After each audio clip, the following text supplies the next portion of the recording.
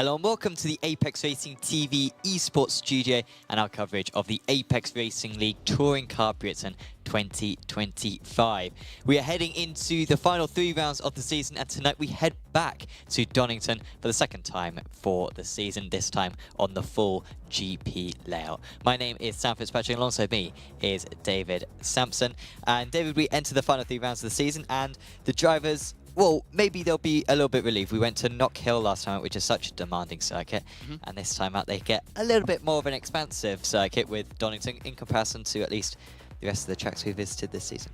Yeah, we did it this season, but different layout, right? Yes, national layout. See, I knew before. That, definitely. Yeah, it was a good race, good track. It's been a great season. Really looking forward to see how this plays out, especially with the longer format. This is not the longest lap we've had because of Spa that you added. Yeah, really excited for this. Small chance of rain, sorry. There's always a chance of weather. Tiny chance of rain, 8% chance of rain in race 3. So we'll see if that actually materialises. It would be a lot of fun if we did get a little bit of rain. Hopefully we get certainly some rain in the remaining 3 rounds of the championship. Here is the standings going into the final 3 rounds of the championship. Now, we have 10 rounds across the season, and we drop the worst 2 scores from the championship. So far we've had 7 rounds, but we're already excluding 2 scores. So these are only the drivers' 5 best rounds out of the 7 competed so far. Youngsu Moon is leading the way ahead of Damien has, however, unfortunately, Damien has not been around the last 2 rounds, hence why the drop scores have helped him quite so much. He's still up there 2nd place, but I don't think we're going to see him for the rest of the season. So unfortunately, he is out of contention. However, the 2 informed drivers really are the Italians. It's Mergia and Bonacorsi, and they might still yet challenge Moon at the top there. The gap looks pretty big right now, but Moon's quite a couple of fairly weak scores, so if he does have another bad round like he had at Knock Hill, then he could be in trouble. Yeah, 100%. Plenty of drivers can score lots of points, and there's lots of ways of scoring points. There's 3 races, you get a point for fastest lap in each, you get a point for qualifying pole. See, I'm remembering everything. Yeah. So, one more. And there's a point for Leading a lap. Yeah, I thought I said that first of all. Maybe you said that first of all. Maybe I wasn't listening. Maybe you were weren't right listening. all along. Oh, thank you. Leading a lap, fastest lap, pole position. I think they're the ones. Oh, okay. I missed one out. Okay. Definitely missed one out. In the Pro-Am Championship right now, it's Franek Sikorsky leading the way, but it's so close. It is. It's Stephen Hurd, very strong in recent rounds. Leon Harhov in 3rd place. Do you think it's a 3-way battle, or do you think Shirkov could bring it back from here? Shirkov probably no. We know he's a really strong driver, but it would mean Sikorsky and Hurd and Harhov have to have really terrible rounds. I still think it's a 3-horse battle, though, for the 1st place. Yeah, it looks very competitive between them. In the amateurs, Lucas Finkbeiner is looking fairly tricky to beat. Russ Fowler isn't around tonight, and so after an amazing point-scoring haul for Finkbeiner last time out, he is looking fairly good. Dare I say the favourite of all the championships. I think he's quite far ahead. And in the teams championship, we've got Mag Performance leading the way with their 2 drivers. Smiller Esports Germany have got 3 drivers. It's still only your 2 best scorers for each round score points for you, but it's still very much an advantage to have 3 drivers. And then a bit of a gap back to Wizards, North Sim Racing, and Mellow Motorsports in 5th.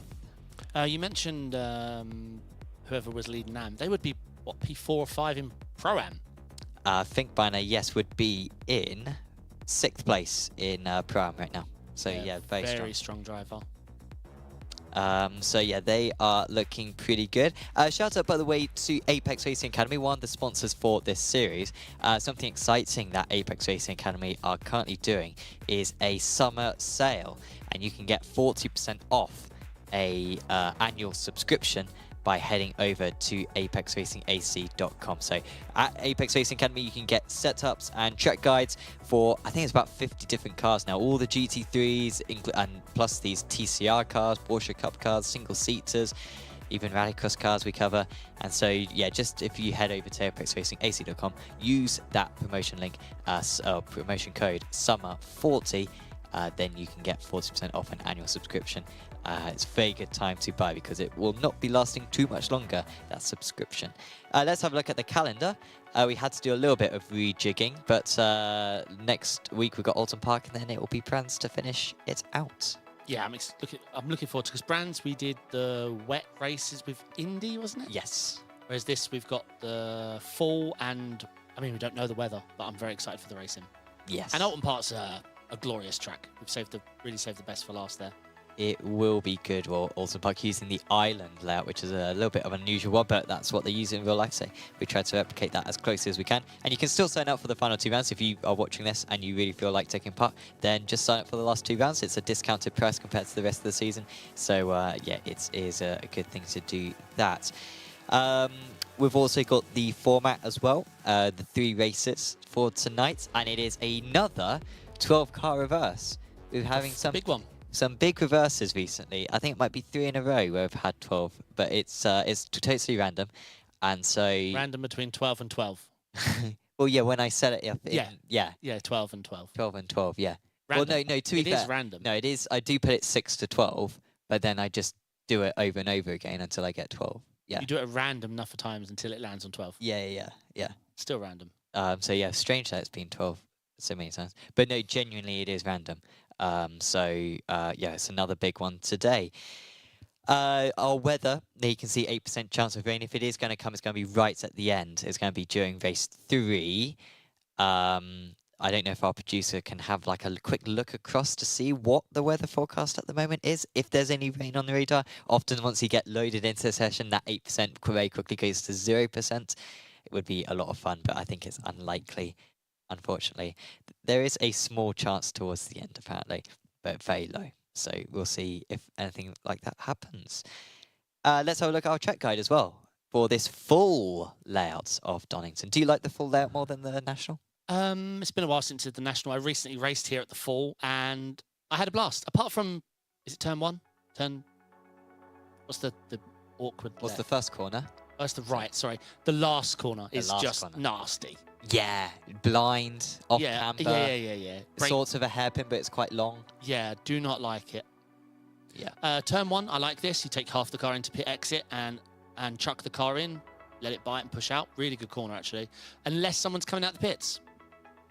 Yes. Then it's really bad corner. They've got to watch out for that in qualifying. I think generally the drivers are out in qualifying and then stay out for the whole session. But if anyone does go back to the pits for whatever reason, then it can be a problem. Then through the Craner curves. This is just about knowing your line, making sure you're braking straight, you're braking wide, and you open up corners so you get nice and low on the throttle. Because, yeah, there's a lot of swinging your car around at this track, and so having the right line can really keep your tyres cool and get you that acceleration off the corner. Again, really nice flow when it's working, and it was working for me when I last drove it. So, you know, the track's in high praise for me at the moment. Absolutely. So yeah, into Old Hairpin, Starkeys Bridge, Schwantz Curve. Then after Schwantz Curve is... Yeah, mate, I just saw you looking at the bend names. I don't yeah, no, but what I have no idea. Turn 7.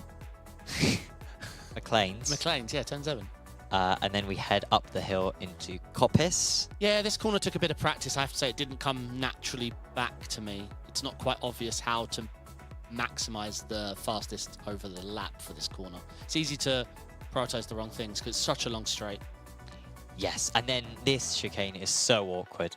If the other chicane is awkward, I mean, this is another level, because the other one you can actually go alongside and doesn't always end well. This one is almost impossible to go alongside without picking up a slowdown, and really tricky to get the limits as well. The curbs aren't very intimidating, unlike the national layout. And so, and it's not clear as well where the limit is. It's not as though you got to keep a wheel on the curb. It's sort of just an arbitrary thing where it's sort of half the car can't go beyond the bollards is sort of what Exactly, yeah. You just need to be in the rhythm. And the hairpin's quite tricky here to defend, like how you manage, because if you get someone offline for the chicane, then you can get a chance into 11, and then 12 is just, it's just an awful corner. And if you have to pit, oh my god, like, yeah, it's almost a 180 to get into the pits. Not a fan of the last corner. Not nice one at all. Another shout out, by the way, to another Apex Racing sponsored thing, Apex Racing Academy Porsche Cup. Sign-ups for this opened about a week ago. We've already had 20 spots filled up for the grid, and we've got another 3 weeks or so until it starts up. It will start on the 16th of September. That's on a Tuesday. There'll be 8 rounds every Tuesday in the Porsche Cup cars. Really fun format. We have the elimination heat format for most of the rounds, plus a couple of hour-long races as well to mix things up. Always super competitive. It's a really well-regarded league amongst the Porsche Cup community, so do make sure to get your name down for that over at apexracingleague.com. Now, in terms of our picks for today, we have had some similar thinking. We decided to reference mainly the previous race we've had at Donington, round 1 of the championship. And in those races, Young-Soo Moon was dominant. He won all 3 races on that day.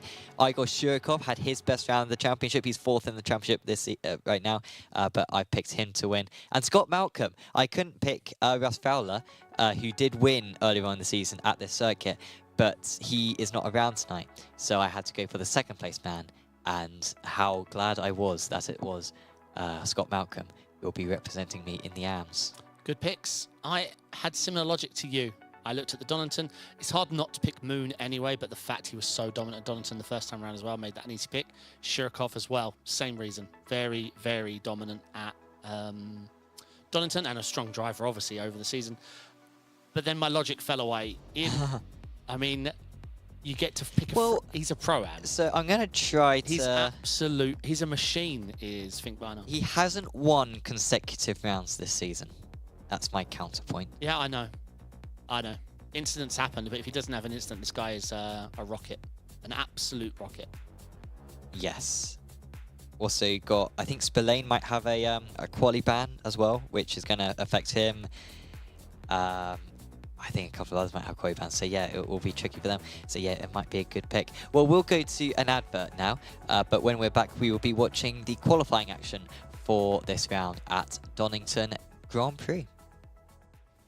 Are you struggling for consistency in your sim racing? Does your iRating look like a roller coaster? If so, we have good news for you. The way to get more consistent is to first understand what you're doing differently than the professionals. And VRS is the answer. With our competitive subscription, you will have the telemetry, setups, tutorials, and everything else you need to fully analyze your driving. Our data packs and the ability to compare your driving with the best in the world will show you exactly where to adjust your inputs, change your driving line, and shave seconds off of your lap times. And our powerful and precise Direct Force Pro wheelbase and precision pedals are being used by some of the world's best drivers. All these champions agree that VRS hardware is not just the best on the market, it's also priced well below the competition. So if you're looking to upgrade to direct drive and the best pedals in sim racing, VRS is your answer. If you want to get better, get faster, and make it happen sooner rather than later, you owe it to yourself to find out why so many people are switching to VRS. You'll be so glad that you did. Visit www.virtualracingschool.com and learn why the best use VRS. Welcome to Donington Grand Prix.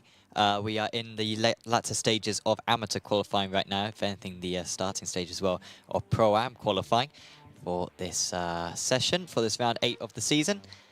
And right now, in the amateurs, it is David's pick, Lucas Finkbeiner, who is leading a German 1-2 ahead of Julian Bachmann. Then it's the 2 Brits of Thomas Cream and a new driver for this season, Ian Redman. Great to see Ian around. First ever Apex Racing League event for him.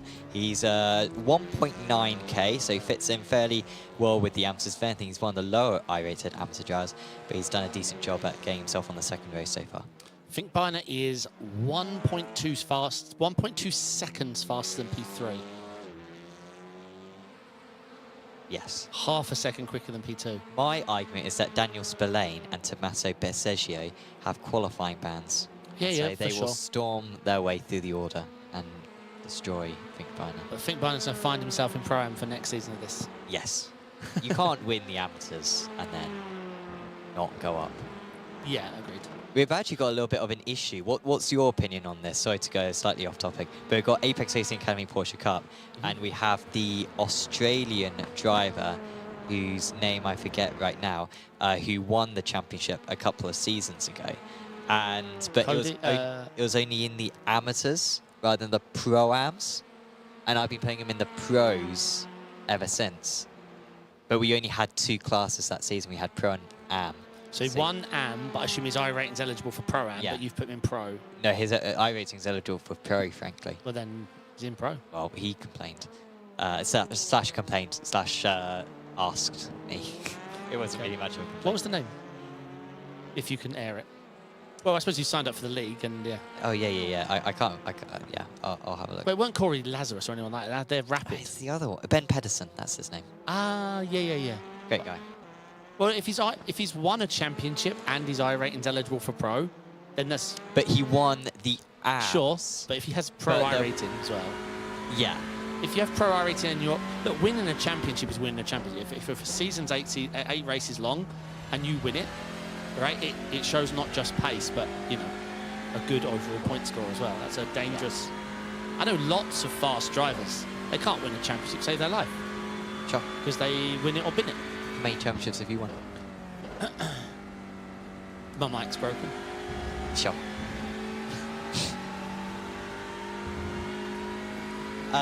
So Think Byron certainly got pole in the amateurs. Now we've got the pro-ams. There's this new feature with the yellow flags, you can see by the drivers' names. I'm not sure why they're coming up for a couple of our drivers, but that genuinely means slowdowns. So if someone picks up a slowdown, we can now see that on the overlay, which is quite nifty.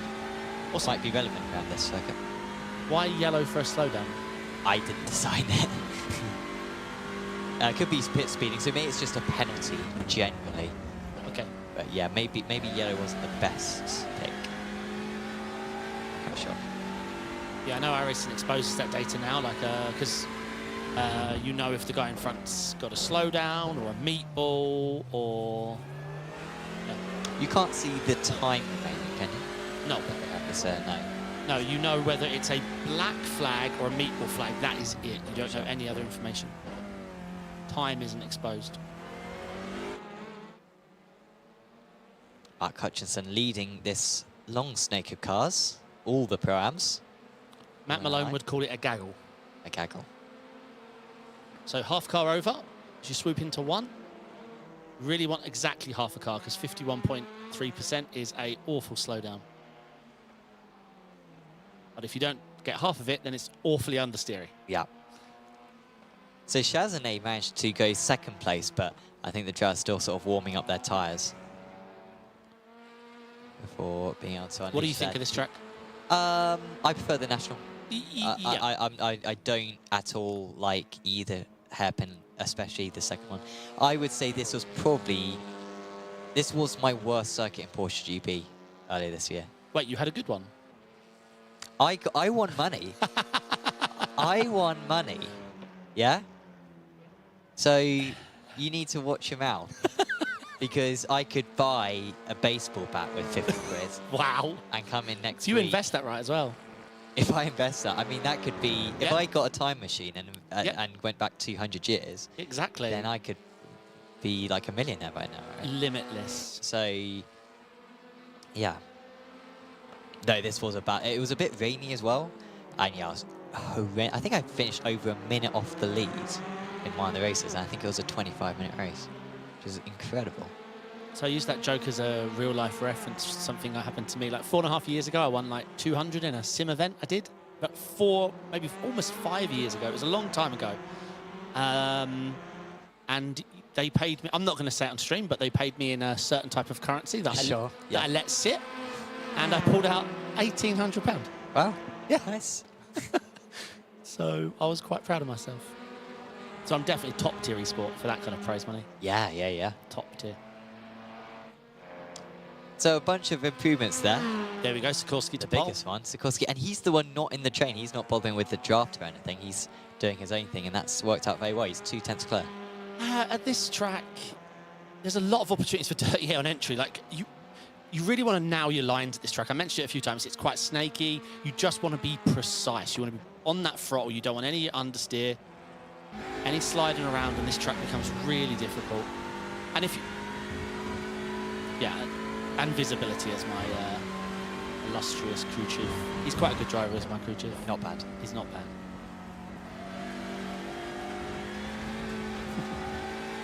This is the corner that I'm glad I did a few warm-up laps, because all the rest of the corners made sense to me. Immediately I knew what to do. This is almost like, do I want to carry loads and chuck it out wide, or should I just wide line it and smash the throttle early, but then your minimum speed's quite low? I couldn't. Yeah, I watched a few videos and then it clicked. And you're right, you need a rhythm. You need to be focusing your left, then right on something that you put your side of your car on. Yeah, and it's not intuitive, you just need a rhythm. I don't really like this. I think it's because it's so beneficial braking out on that curb, but that curb is so bumpy and the ABS is so... Oh, seems like he's in the wrong gear. Unless he's... Yeah, I think he's bowed out to cool his tyres down a little bit there. Yeah, something about that hairpin's not right for me. It's not nice in door-to-door racing either. I find it just awkward. Yeah, no, I'm not a fan. Stephen Hurd goes second position, so big improvement there for Hurd, behind his championship rival Sikorsky. The other Pro-Am championship contender, Harhoff, down in 7th right now, struggling quite a bit. Yep, Hurd has gone back to the pits as well, so I think that will be the end. Well, he's not coming out in a rush, so I think that is going to be the end of Stephen Hurd's qualifying. Oh, unless it's that silly qualifying thing that... Oh, no, it won't be that silly, whatever. Personal best second sector for Harhoff on this lap. So I think the thing that's changed with open quali since you guys used to do it years ago to now is the pros come out to a gravelly sand trap. Yeah. But they should master it. Very nice to have so much sun about here at Donington. When we visited here at round 1 of the championship, it was rubbish conditions. It wasn't wet, but it was just very foggy, and we couldn't really see much what was going on. Whereas this looks a lot better. I must say, if I was hosting like an esports competition on iRacing, like a big event, and there were some big partners, I think I would manually set it so it was sunny, because it looks so much better for the broadcast. Yeah. Alan Luth in chat, evening, y'all. Did anyone blame the commentators yet? Not yet. They were saving it for you. And hello, mate. Sikorsky crosses the line again. Can he find any more of an improvement? Yes, he can. Finds another 10th of a second. Looks like he's got this Pro-Am pole studs down, but that could put him ahead of a lot of the AMs. And we're seeing here why I think Biner has so many points, because he's able to put a massive deficit between him and his nearest opponent. And that's the way to win AM Championship in qualifying, because it gives you... All you need to do then in the race is just bring it home, hit your laps, hit your marks, and you score such a... Even if you don't feel like you got the best result, if you're finishing 5 positions ahead of your nearest class rival, then it's money. And of course, he'll get the 5 bonus points for pole position. And should he lead the first lap of the race, that'll be another 5 points as well for leading a lap. And then, of course, it will just be the fastest lap that he'll need to chase down. I've got an exciting feature for next season's race 2. Okay. I haven't even let you know. Reverse track. So the first race, you know, qualifying and you race the first 20 minutes. And the second race, you do reverse track. And then obviously you do the normal reverse 12. Sorry, random, so reverse 12. Sure. On the normal way round. But half the drivers are going the right way around the second, half the drivers are going the reverse way of the championship. Of course. That's, yeah. That would be brilliant, actually. Yeah. That's multi-class. Because that's what they do in like the velodrome, right? Where they start either side of the track and then they see who wins out. Just do that. Alan in chat saying this is prime contact. The track was made for TCRs. I agree. This is fantastic combo.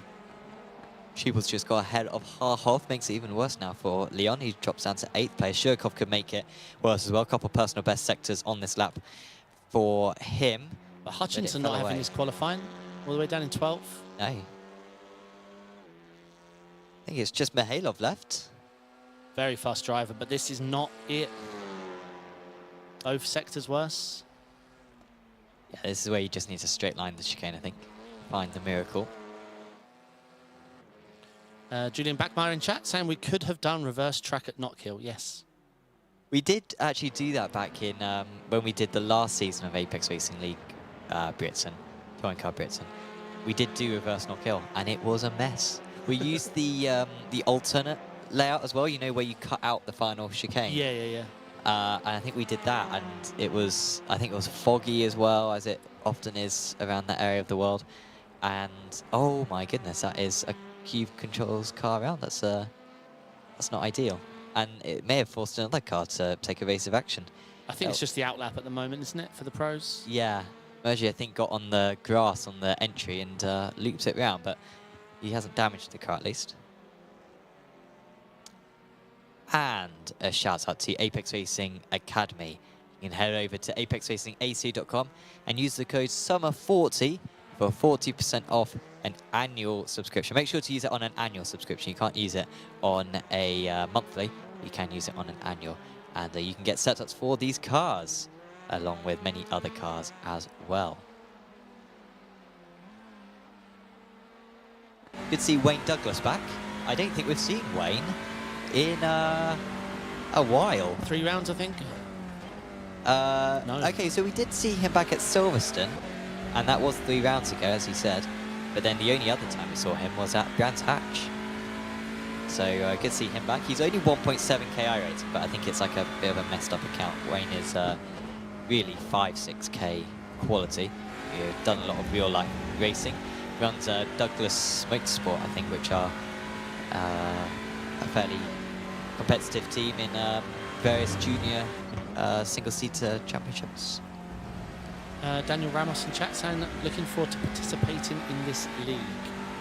Excellent. What are you down for? Yeah, I'm not exactly sure which series Daniel is referring to, but he is very welcome to. If you haven't signed up yet, Daniel, go to apexracingleague.com. But if you have signed up, then yeah, let us know which series you are looking forward to.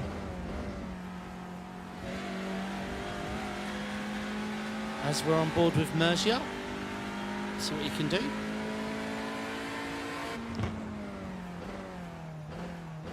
First gear, I assume. And this is the blind corner we talked about, off camber. You brake earlier than expected, you turn earlier than expected, and then you just patiently wait and hope no inducing of understeer happens. Oh, he's taking a wide line to set up the lap then. Yeah. So Bonacorsi looked really good on that lap. I don't know if it's turned into anything. I don't think it did. No, he invalidated it, but his first 2 sectors were very good. But it's Moon who's gone to the top of the pros, 2nd place overall. Yeah, and that's on when the tyres are not really in yet. Confidence in the win. The pros have to sit there for 20-odd minutes not driving. Unless you've got a 2nd rig and a Smurf account and you just jump over to that, do a couple of laps, warm up. Yeah. I literally have someone in my team who does that. Literally, he has 2 rigs, 2 accounts. I mean, he does use the other rig for like more console-y type single screen stuff, but he has iRacing on it, he has a DD, you know, pedals. So Bonacorsi once again delivering in the first 2 sectors. His 2nd sector time is phenomenal. He's 0.2 faster than everyone else in the 2nd sector. I don't know if he's got a shortcut there or something. That must be like the old hairpin, I think he must be nailing. And if he can deliver with the rest of this lap, he is going to set quite a time. Certainly about a 10th.5 up on Moon so far on these laps. Wayne Douglas as well with a very strong 3rd sector. Watch out for him. And that purple does mean fastest of the session of all drivers. So here comes Bonacorsi. Expect this to go into the 36s. Correct, it's massively. Easily into the 36s. Moon will get about a 10th win in it. No, 3 tenths back. Blimey. Can you open up pit road that much? Those first 2 cars took 90% into pit road. Yeah, maybe it's Is it just how late you go? Damn it, I want to go back a couple of weeks then. Yeah, I think it's how late you do it. Judging by what they did, they sort of entered half a car and they sort of eke it out as the line closes out, which makes sense. Keep an eye on those sector times, they roll in. Yeah, Douglas with an amazing 3rd sector, but an awful final sector. So he lost about a 2.5, so he must have just set up the lap. But that's pretty risky business because, yeah, like I said, the rest of his lap was very good. And you can see he's not improving so far this time round. Yeah, I mean, if you know you got it, you know you got it. It's got to put it down. But it is one of those technical tracks. So easy to lose time. Yeah, I did enjoy my race here. That was in GT3s. Much overtaking? No, not really. But there was a pit stop, so there was a lot more to it. And there was a reverse grid, so there was a lot to play for in the first race. There was some. But you really had to get them offline and make it a 4-corner thing, not just a simple overtake. Sure.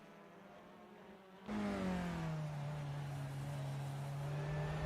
yeah, I'd say T1 and the hairpin, if you get them offline here and at the chicane, then you've got the opportunity at the next corner to at least send it. So Mergio winds up another lap again. Douglas goes up to P5. 5th position. Still behind Sikorsky and Hurd from the Pro-Am qualifying. And Finkminer's time still very respectable. Haven't talked too much about Koroshavin so far. He's sat there in 8th place, currently bottom of the pro drivers. You do score points for your overall position, albeit the bonuses are based on division, so that's fastest lap, pole position, and laps led. You get 5 points for each in each of the races.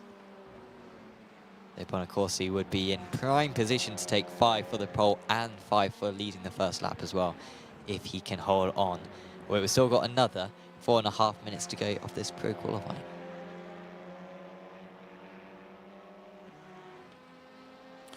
Damien Ramos said, we'll sign up soon. Just found you guys a couple of weeks ago. Still learning my way around. Awesome. Look forward to seeing you out there.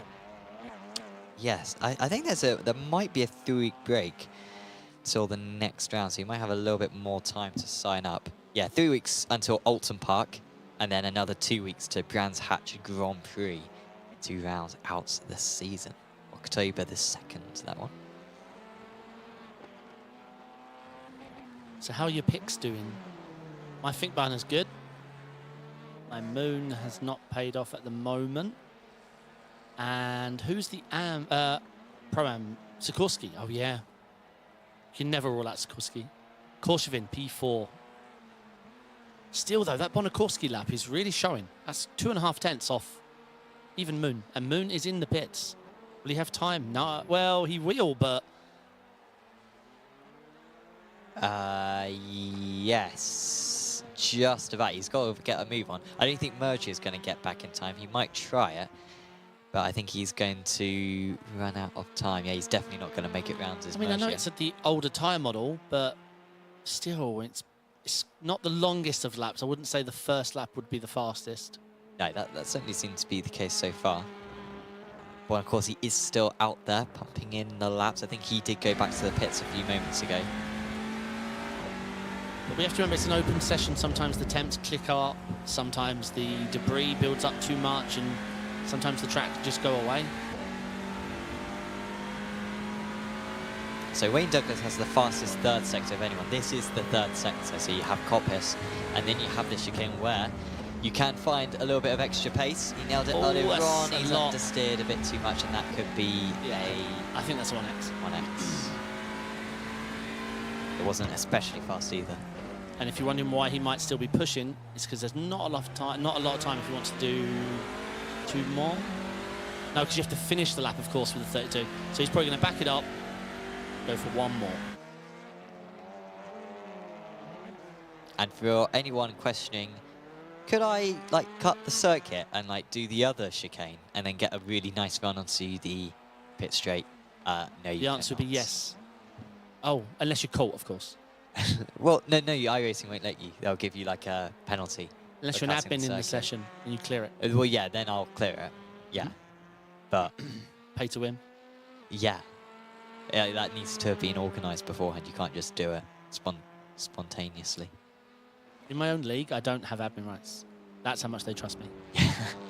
Seriously. They think I'll clear every black flag. Sure. I mean, I'll clear some. Yeah, the ones that you get. Yeah. Oh, yeah. Yeah. I'd map a button. You can literally map a text command. Yeah.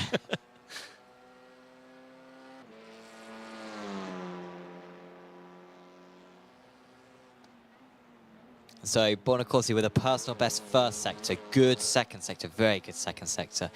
Third sector time is going to come up pretty soon. Youngsu Moon as well is finding some improvements. Bonacorsi, very strong third sector. This could be an improvement for Bonacorsi. This could get into the 36-6s.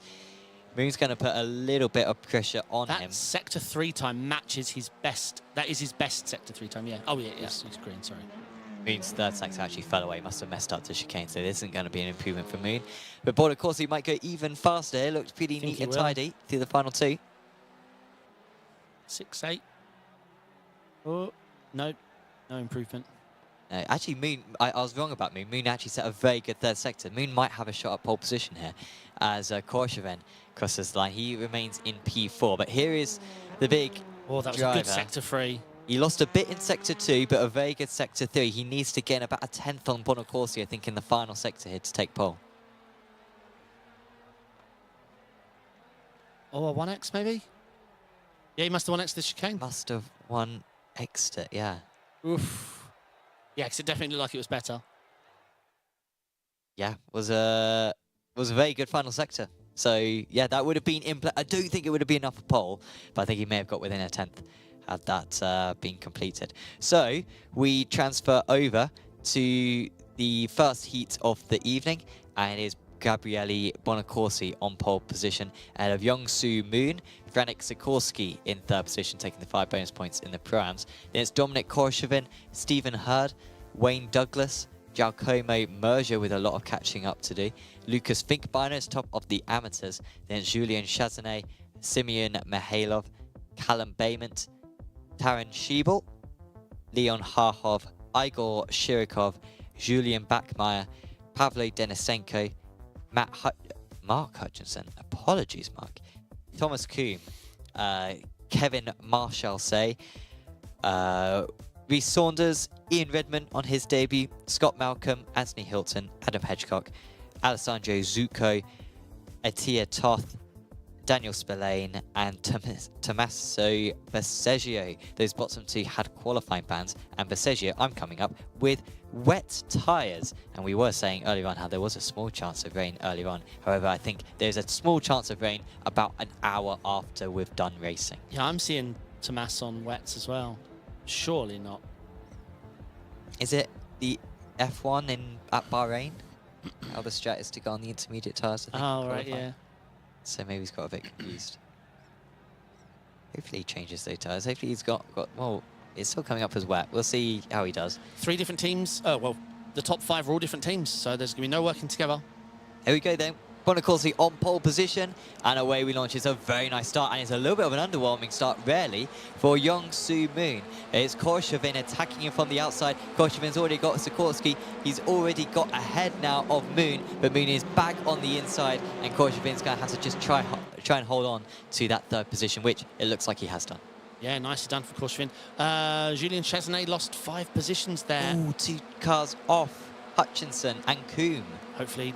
Yeah, wise choice, but that means he's going to have a lot of overspeed. Hopefully he can just slot in. Nicely done. Very good there, not rejoining into the tight right-hander there, because it would have been an accident.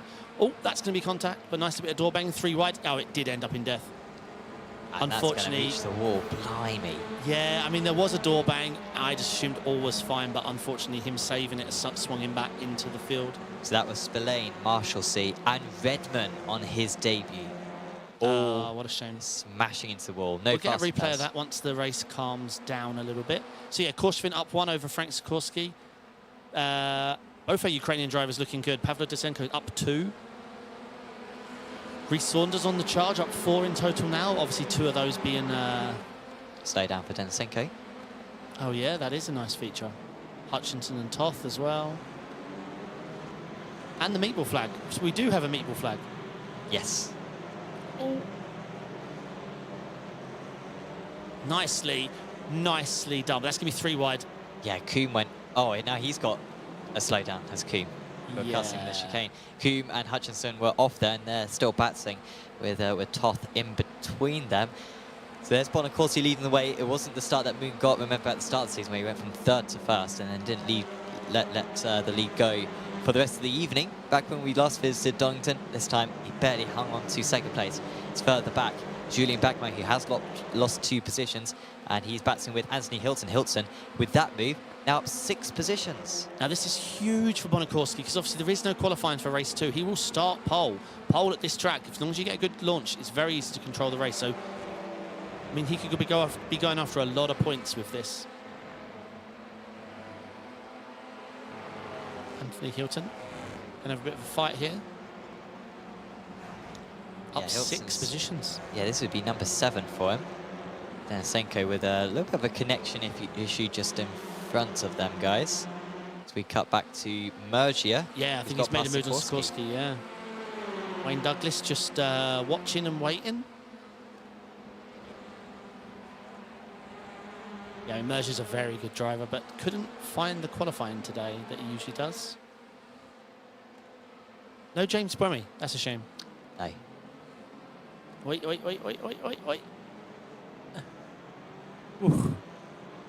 No Tom Mail either. Ah, big shame. Oh, we just had 2 offs. Backmeyer and Reece Saunders. Well, it looks like maybe Backmeyer's going to the back of Saunders there, or maybe the other way around because that car is not correct at the rear. No, he's trying to get us fast repair, but my life, he's missing a tyre at best.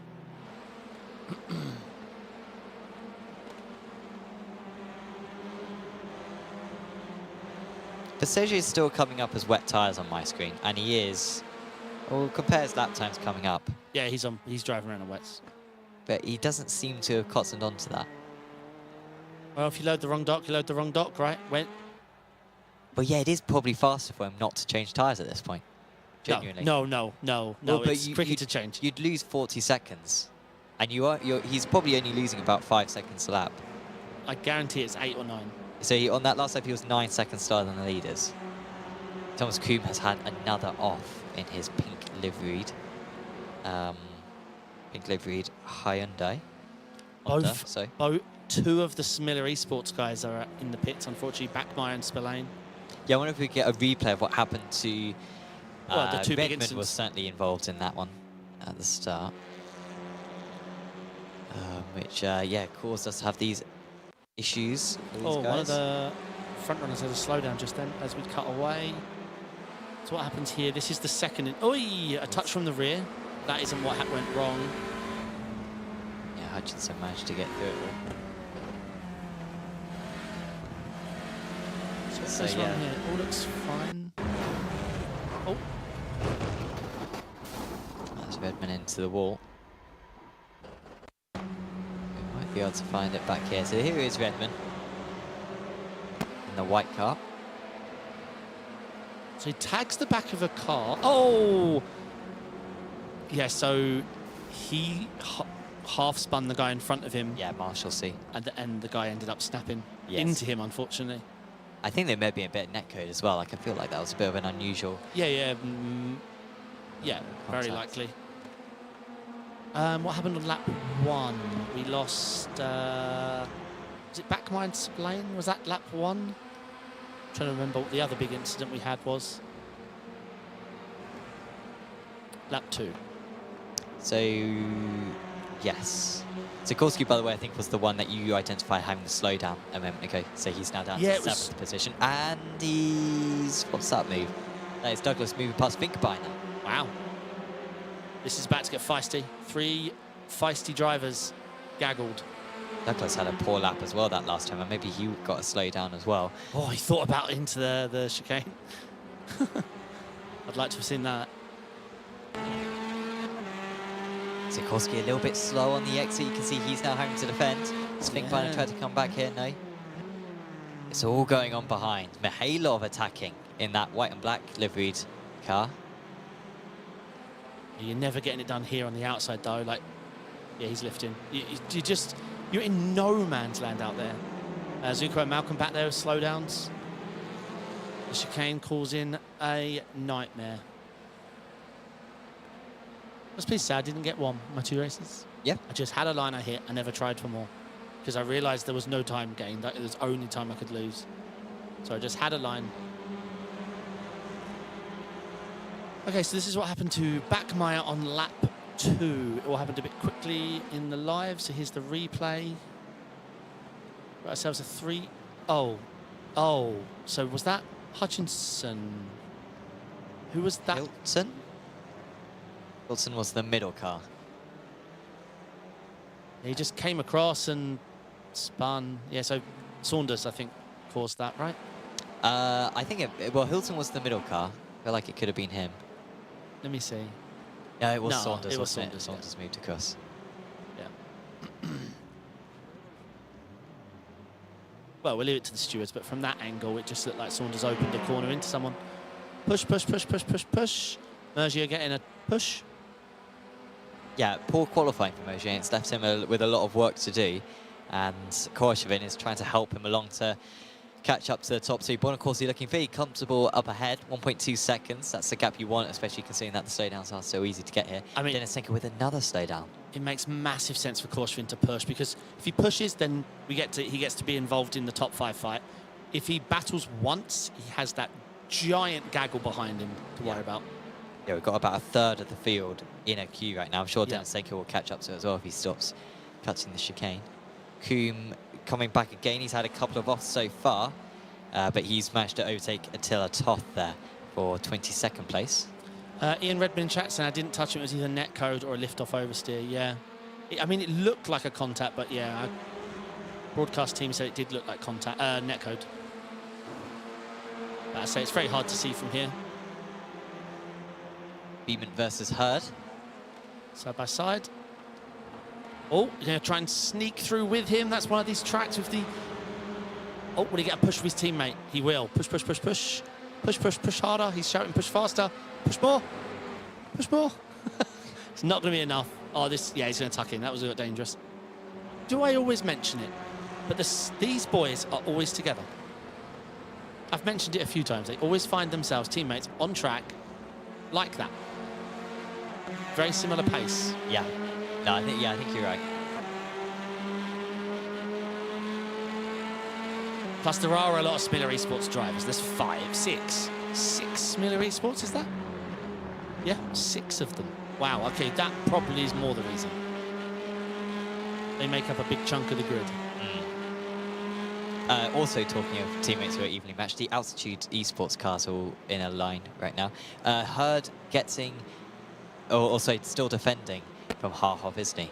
Hurd sort of going backwards. He started up in P5, but he now finds himself down in 10th in this race, and he's gone way too deep there, and that's going to be at least 1 position gone.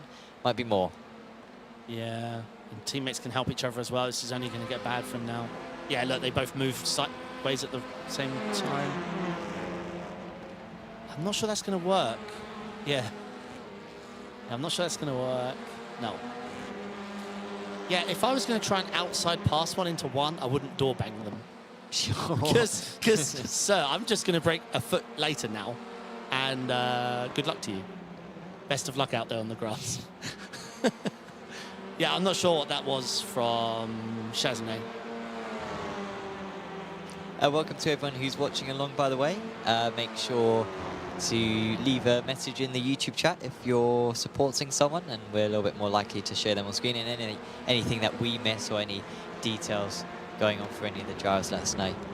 Or any information you have about the car or the track. Maybe you live at turn 5 here at this circuit. I don't know. But, I basically grew up on a corner of one of these tracks, literally. Yeah, for us Corbins here, this is our nearest circuit, at least on the calendar. Corbins. Have you heard the phrase Corbin yet? No. No. Little Scotland. I've I've heard that. Oh, do you classify yourself Scottish now? No. Just 1/4. And I call it the Windy City. Because... Is it? But Corby's windy, mate. I've lived all over the world. Corby is windy, mate. We've got a little bit... Oh, it's got worse. I don't know how much you go outside, but it's windy. I haven't found it. And do you know another fact? One last Corby fact, and we'll get back to the race. We're very close to the furthest point in England from a beach. Yeah, that's the case, yeah. I feel sorry for anyone whose main hobby is surfing. Seaside. Yeah. So it's not even so we've got good beaches as well nearby.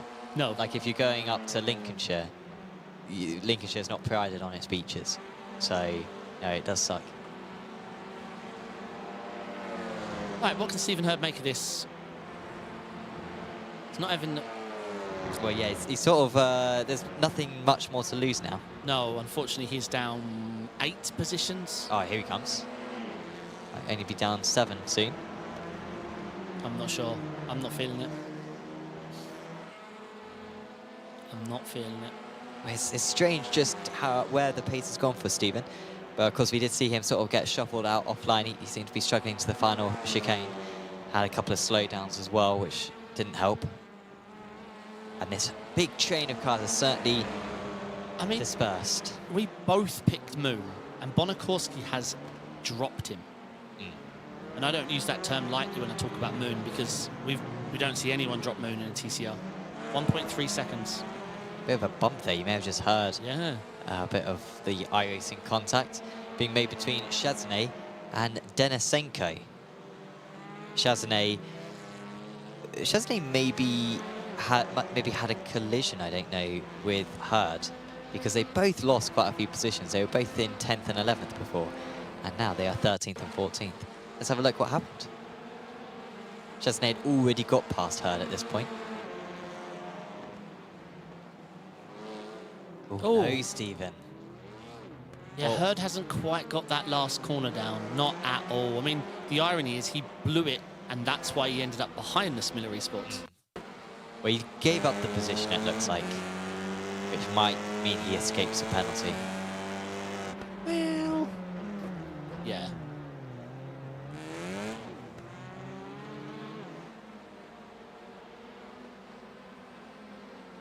I mean, he didn't give up position. Oh, he didn't give up. He's still ahead, isn't he?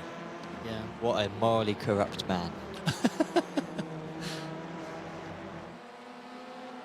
Ian letting us know in chat, I watched the replay. Spillane hit Marshall C, and I was got. So yeah, maybe there was a bit of content that we missed. Because yeah, we thought that maybe you had hit him, Ian, through netcode. But yeah, maybe there was another car alongside, and that's what happened. Yeah, we always say we only get really a quick far chase look at it, but we are not the steward, so worry not. So Douglas got ahead of Finkbeiner, but has been unable to pull away ever since. The gap at 3.5 tenths of a second. Not easy to pass here if the person in front knows what they're doing, though, because if you're forced to go around the outside of one, it's a very long way. If you're forced to go around the outside of a hairpin, it's very difficult. And Finkbeiner, a very smart driver, he doesn't tend to get involved in any instance he doesn't have to. No, I mean, he's got his AM championship locked down. It's just a case of bringing it home. So we got Leon Harhoff and Callum Beeman here. Harhoff's been a very strong driver, I must say. He's got a nice run here.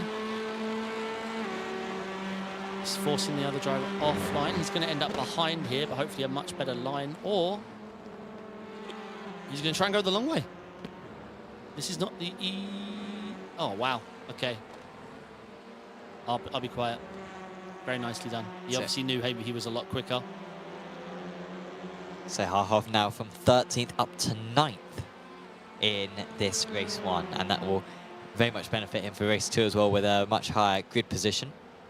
He's going to look forward to Brands Hatch, where he was, I think, at peak for him. Yes. Just needs to rain again, and he'll be quids in. Has won a race, I think, this season, Harhoff. I think he won race 3 at Brands Hatch in the wet. So, yeah, he is a menace in those conditions. Beeman wants this. He is not showing like I'm here to follow. He wants this. Because he's letting Harhoff's teammate catch this, and when you're gaggled with 2 teammates, it's never going to be easy. So, yeah, Beeman wants this.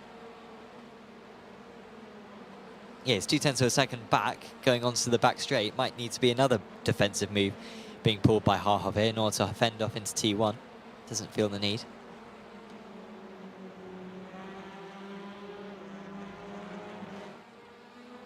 And a reminder of the championship situation right now for the Pro-Am drivers. It's a 3-way battle. It's Sikorsky leading the way by 5 points, 852 to 847 to Stephen Hurd. And then Leon Harhoff is another 17 points back. Yeah, so Harhoff's qualifying's really not helped him here. So he's going to have to work really hard. As Mihailov has moved past Sikorsky. Maybe a mistake there from Sikorsky, unusual place to get it done. And so, yeah, that is one place lost, and Mihailov might get 5 bonus points for leading a lap. Yeah, Mihailov's been a very fast driver, just not, from my experience and watching the broadcast, maybe just doesn't pick always the best battles to have. Sometimes he's fought the pros quite hard. I think that he could be higher in the championship. But, yeah, very quick driver. So now for Chazanay, I think he'll hold on to P14. He's ahead of Denisenko.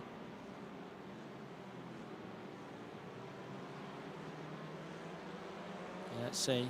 If he's still got it into the last corner, he's going to be in trouble.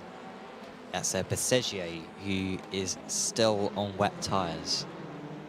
Letting them past. He is 9 seconds off the pace.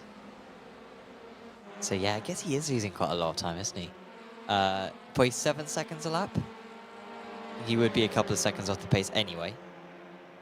And you thought pitting would be slow. Well, let's think about this. 7 seconds a lap. Yeah.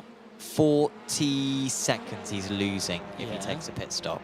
So you would make that up in 6 laps. Yeah. 6 laps around here is about 10 minutes. Yeah. So yeah, it would have been better to pit. But I'm glad we went through that. Yeah. I'm not sure what part of 7 seconds a lap didn't twig for you, but okay. I think, Sam, you could almost but two stop. So in my experience, you don't lose 7 seconds. In my experience, you lose like 3. So it's 3 on lap seconds a lap. 4, you'd be losing. No, like your tyres so, are done. so you know, I don't know about you, David, but I'm a esports driver. I raced in Porsche GP this year, and we knew that that it was going to rain, like 10 minutes into this race, I think. And so rather than take a pit stop for wet tyres, the strat, which was almost as fast, it pretty much was as fast, it works very well for some drivers, will start on the wet tyres, drive on a completely dry circuit for about the first 12, honestly, like the first 15 minutes of the race. And then you don't have to pit for the wet tyres when it starts raining. And it works for a bunch of drivers. But it seems like in this touring car, you lose more time, I think, in the wet tyres. Yeah, with my time as a Porsche Super Cup Esports All-Stars driver, I also the all-stars here. Yeah, I was exactly. in the professional Yeah, okay. GB division, amateur class. I scored 20 points, maybe, across the season. Oh, no. Lucky saw that.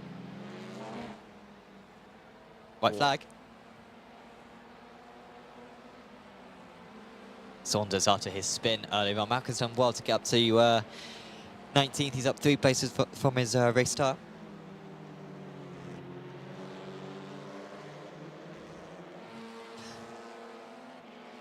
Should we reach out to Sergio just in case he just thinks he's slow?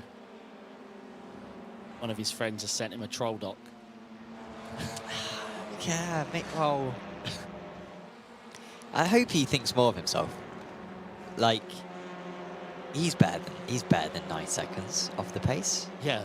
He was only 8 seconds off the pace, to be fair. So the wets are coming into their own. But again, actually talking of PEC GB, was you not worried at some point you were on wets out there? Oh, come on.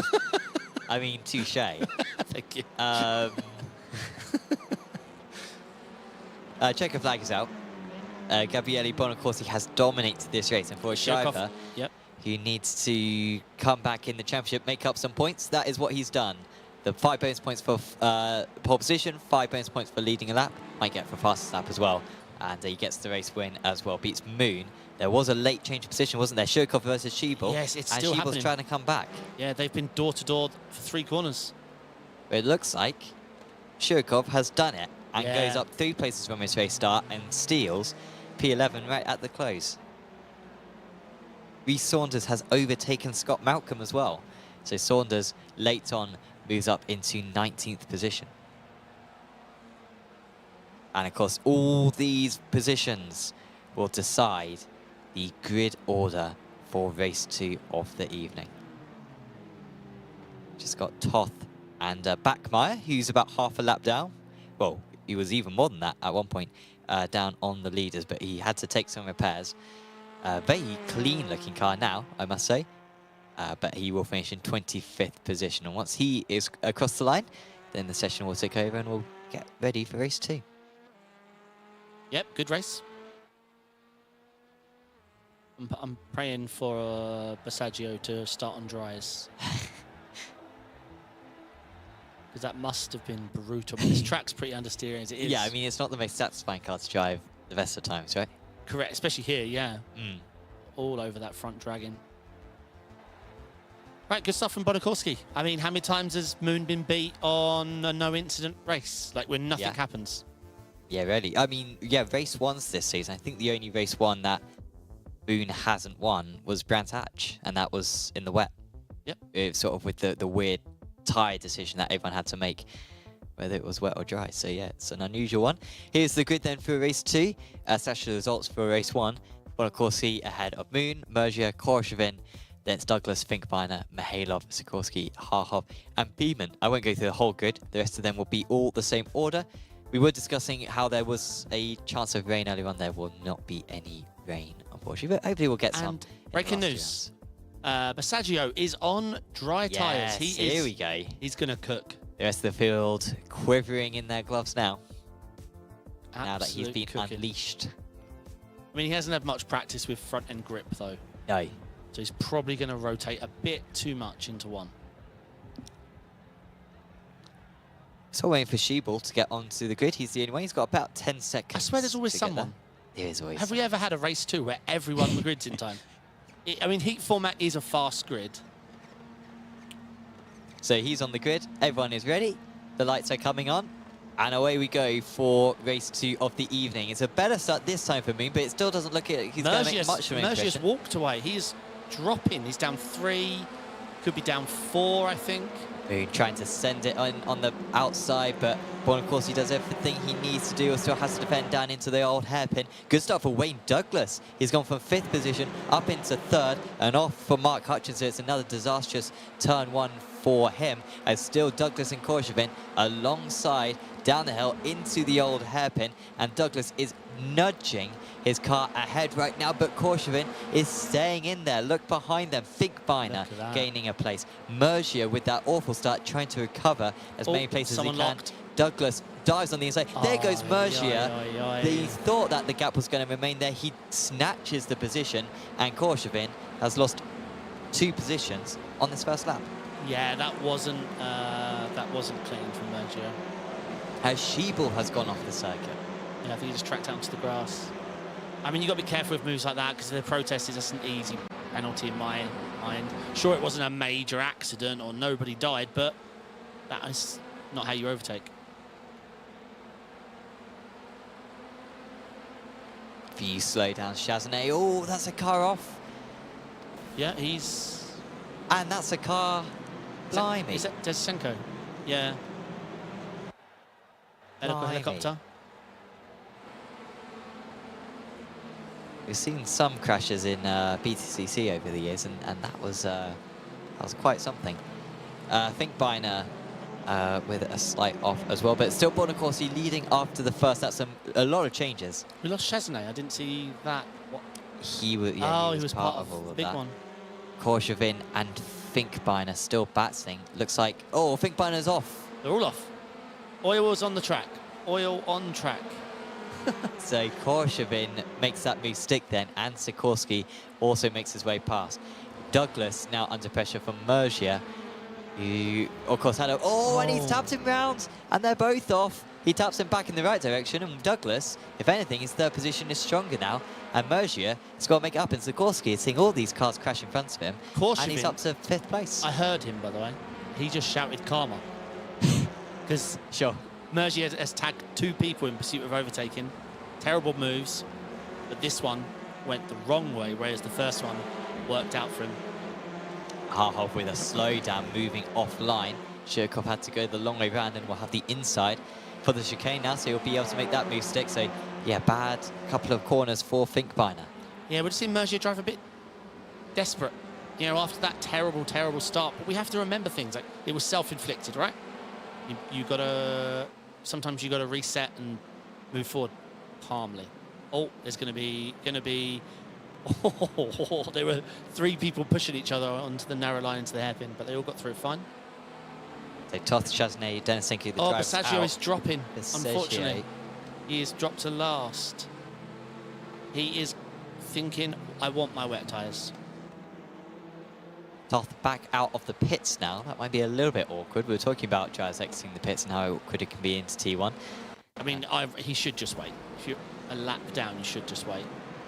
There was Chasney involved. So, like, there hasn't even been like a wall hit. Oh no, he did hit the wall, blimey. So it looks like there was glue on exit, and Denisenko's come over to the right and screamed into the wall, and Chesney's lost the front of his car. Yeah, I wonder if we could try to go even further for us than that to see exactly how that one happened. Here we go. Denisenko in the bright yellow. So he's away really slowly. Oh, that was just... Oh. Yeah, it was just a lot of bad luck. I'm not really sure what to say there. They seem to both merge into each other a Correct, little yeah. bit. For considering it was a straight line. Yeah. Like, it's not hard, guys. Sheeple not happy about something. Flashy flash, flashy flash. So he's down 7 places from his race start. Oh, Oh, that's no. Okay. I mean, to be fair, maybe it wasn't even attacking, maybe it was just defending. It's not worked either way. He's lost out to Hutchinson, and he's going to lose out to one of his teammates. And there's more flashing. Oh, inside might be blocked. Oh. Now this is TCR racing. Now this looks like what I see on the telly. Yeah. Yeah, this is Malcolm sort of holding these guys up a little bit. Good start for Malcolm, but he's maybe a little bit out of position. Yeah, but I'm sorry, you can't be that bad that you drive into the back of someone over and over again. Like, what's that word? Adapt. Yeah. Sure. And if you're behind someone very slow, you've got to look at you've got to reevaluate some things in your own life. Why am I behind them, for one? Sure. Things like this. Calm. I love this twisty section. Oi. Hilton. Nicely done. Nicely done. But he's left a bit of space. Credit to him. And Hedgecock comes straight back. Zuko for North Sim Racing will try to get his nose in there as well. Oh, don't. I was going to say that. You end up dealing with a car sideways in front of you for the next corner. Yeah, So, very nicely done. yeah, Spillane on the rise. Up 10 places now for Daniel Spillane. Yeah, if you have to remember, he got killed in the last race. Yeah, near the start. And so the goal for everyone is that top 12. Yeah, big reversal once again tonight. So only 4 more. That's all he needs. Oh. Yeah, the outside's... I don't love... It's so much work to find the traction. I think to be on the left-hand side here, clear. So easy to get it wrong.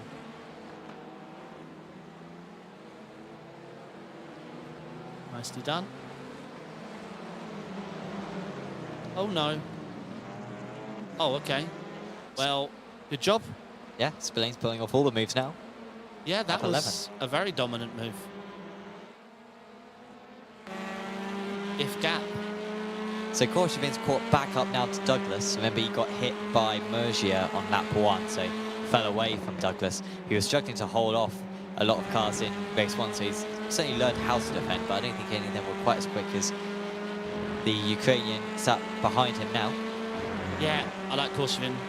Seems every league he's done, he seems like a very good driver. I always enjoy watching him. Look at that. But Douglas knows what he's doing. They need to get this done before Mergia gets back, because Mergia's nearly killed both of them. Let's see where they put their cars. Korchevin pushing along at the moment. Oh, that could be too much for Douglas. Got away It was with close. And trying to find the inside, there's nothing there. Nah, it's not going to work for Korchevin. If anything, it just opens Mergia. Yeah, Mergia will not hesitate. He's got to get this done in the next couple of corners. Otherwise, Mergia is going to be right there. And Douglas is defending all the way to the line, forgetting about the 2 cars in front of them. And here comes Mergia. Yeah, this is the problem. This is the problem. And now this is really going to help Douglas defend, because he knows, well, Mergia has now got past Korshevin. He will not be best pleased. No. Is he just going to send it? Yes, he does. Yep. And he makes contact, and Mergia's gone wide. Yeah. And Sikorsky gains another place through comment. doing nothing. No comment. Well, they'll do well to get to the end of this race between these two, because they're inevitably going to meet each other on track again. Yeah. Yeah, I'm enjoying this. When we had it on lap 1 with Korshevin and Wayne. Yeah, respectful stuff. Hard, very hard, but very respectful. But very hard, I might mention that bit. Yeah. Well, of course, he only 0.3 of a second ahead. He hasn't pulled away from Moon like he did in race 1. So important that he keeps Moon behind for the whole race, otherwise Moon will get the 5 bonus points for leading. Exactly. Not only the point deficit for P1 to P2, but not letting him get that 5 for leading a lap. And at the moment, he's got all the answers. And this will be huge for him if you really can. And let's face it, if Moon has one weakness on the chart, it's the reverse grid race. Yeah.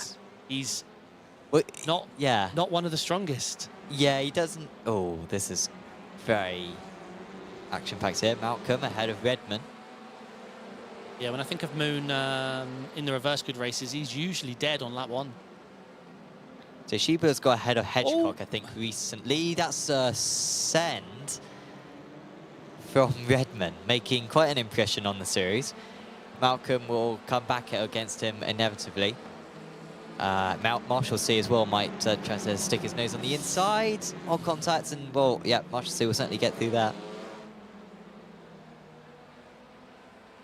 Yeah.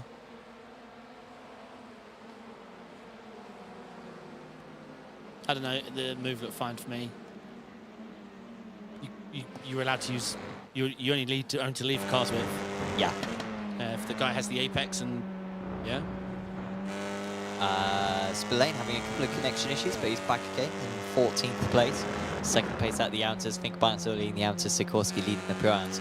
And this, the battle for the pro lead, and the gap has, well, it's gone up by a few hundredths of a second. It's now at the lofty heights of 3/10. So this iRacing disconnect management thing didn't really do a lot, did it? It's enabled on this session, but no, it just like, I guess if he drops out for too long, it will, I guess it notifies the other drivers as well. It's that. Yeah, but I mean, to be fair, we didn't want it to do anything, right? No, of course. But at the same time, if someone's having a bad connection and disappearing and reappearing, it's not just that they're disappearing and reappearing, it's they're also causing massive netcode in the times where the internet's okay, like somewhere in between. So they're there on track, but if their position's different, it's massive netcode. And that can ruin a race, you know. Here comes a send. Stephen Hurd, what a move. Again, he's got past Beeman this time. Oh, not if the inside guy gets a push. They have similar liveries to Beeman and Saunders. They are not teammates, he doesn't however. believe in it. Oh, wow. Maybe he has got along the side. Right, long way to go, and it does open up into a left-hander. Oh. Yeah, this is the hard part. Nope. Hurd's ahead. Well, Hurd's tracked out wide. He's going to lose 2 places here. And look at Harhov. Might get past the pair of them. And he's clear. Even Harhov up into the top 10. I didn't expect that move. Oh, it's not over yet. Nicely done from Harhov. Very nicely done. And now, it might be basically the same battle as what we saw a moment ago, because Beeman immediately falls into the clutches of Saunders. And Korshevin is on the back of Wayne again. After the instant, they're back again together fighting.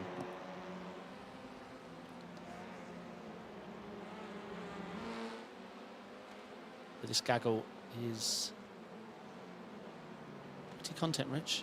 Wow, these races are going. We've still got 7 minutes. Big Banner with a slowdown. That's drops him off the back of Mihailov.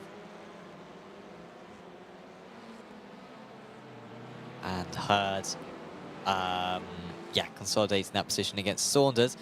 These guys are still going at it. Zuko now ahead of Hedgecock. Hedgecock's gradually falling back in this train. Got passed by Shubo a couple laps ago.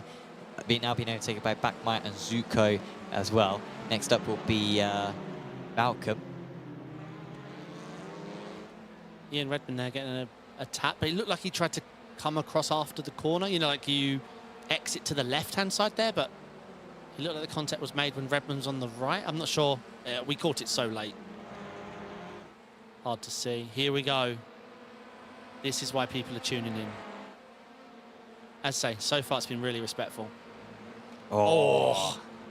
Sends it in. Caught Douglas a little bit unaware.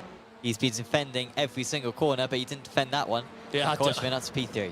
We caught it at the right time. Very, very nice move. And Korshvin does have the pace, so he's just going to keep his head down and drive, I think. We might have to drive in the middle of the circuit here because he'll be all right. Douglas lifting off halfway down the straight. Yeah, he has quite fast guys behind him, in Sikorsky and Mergia and Mihailov, so... Oh, He's good through that chicane. He does have a very good run. Pink Banner with another slowdown. He's stopped doing that. But he's got to know Korshvin's quick. Korshvin's caught him every time there's been an incident.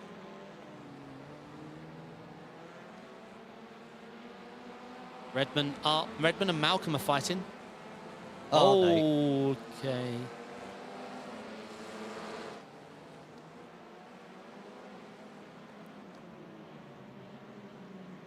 Redmond has been... What is a red flag? What was that?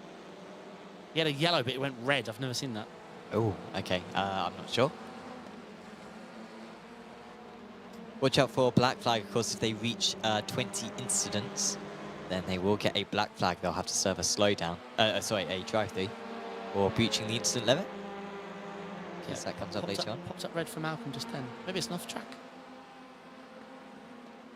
Redmond still has whatever's happening to him. Slow down. That's cleared now. Maybe we could get a replay of that Redmond incident with Malcolm, I think it was. Oh, Spillane. Oh, I think it's just his internet.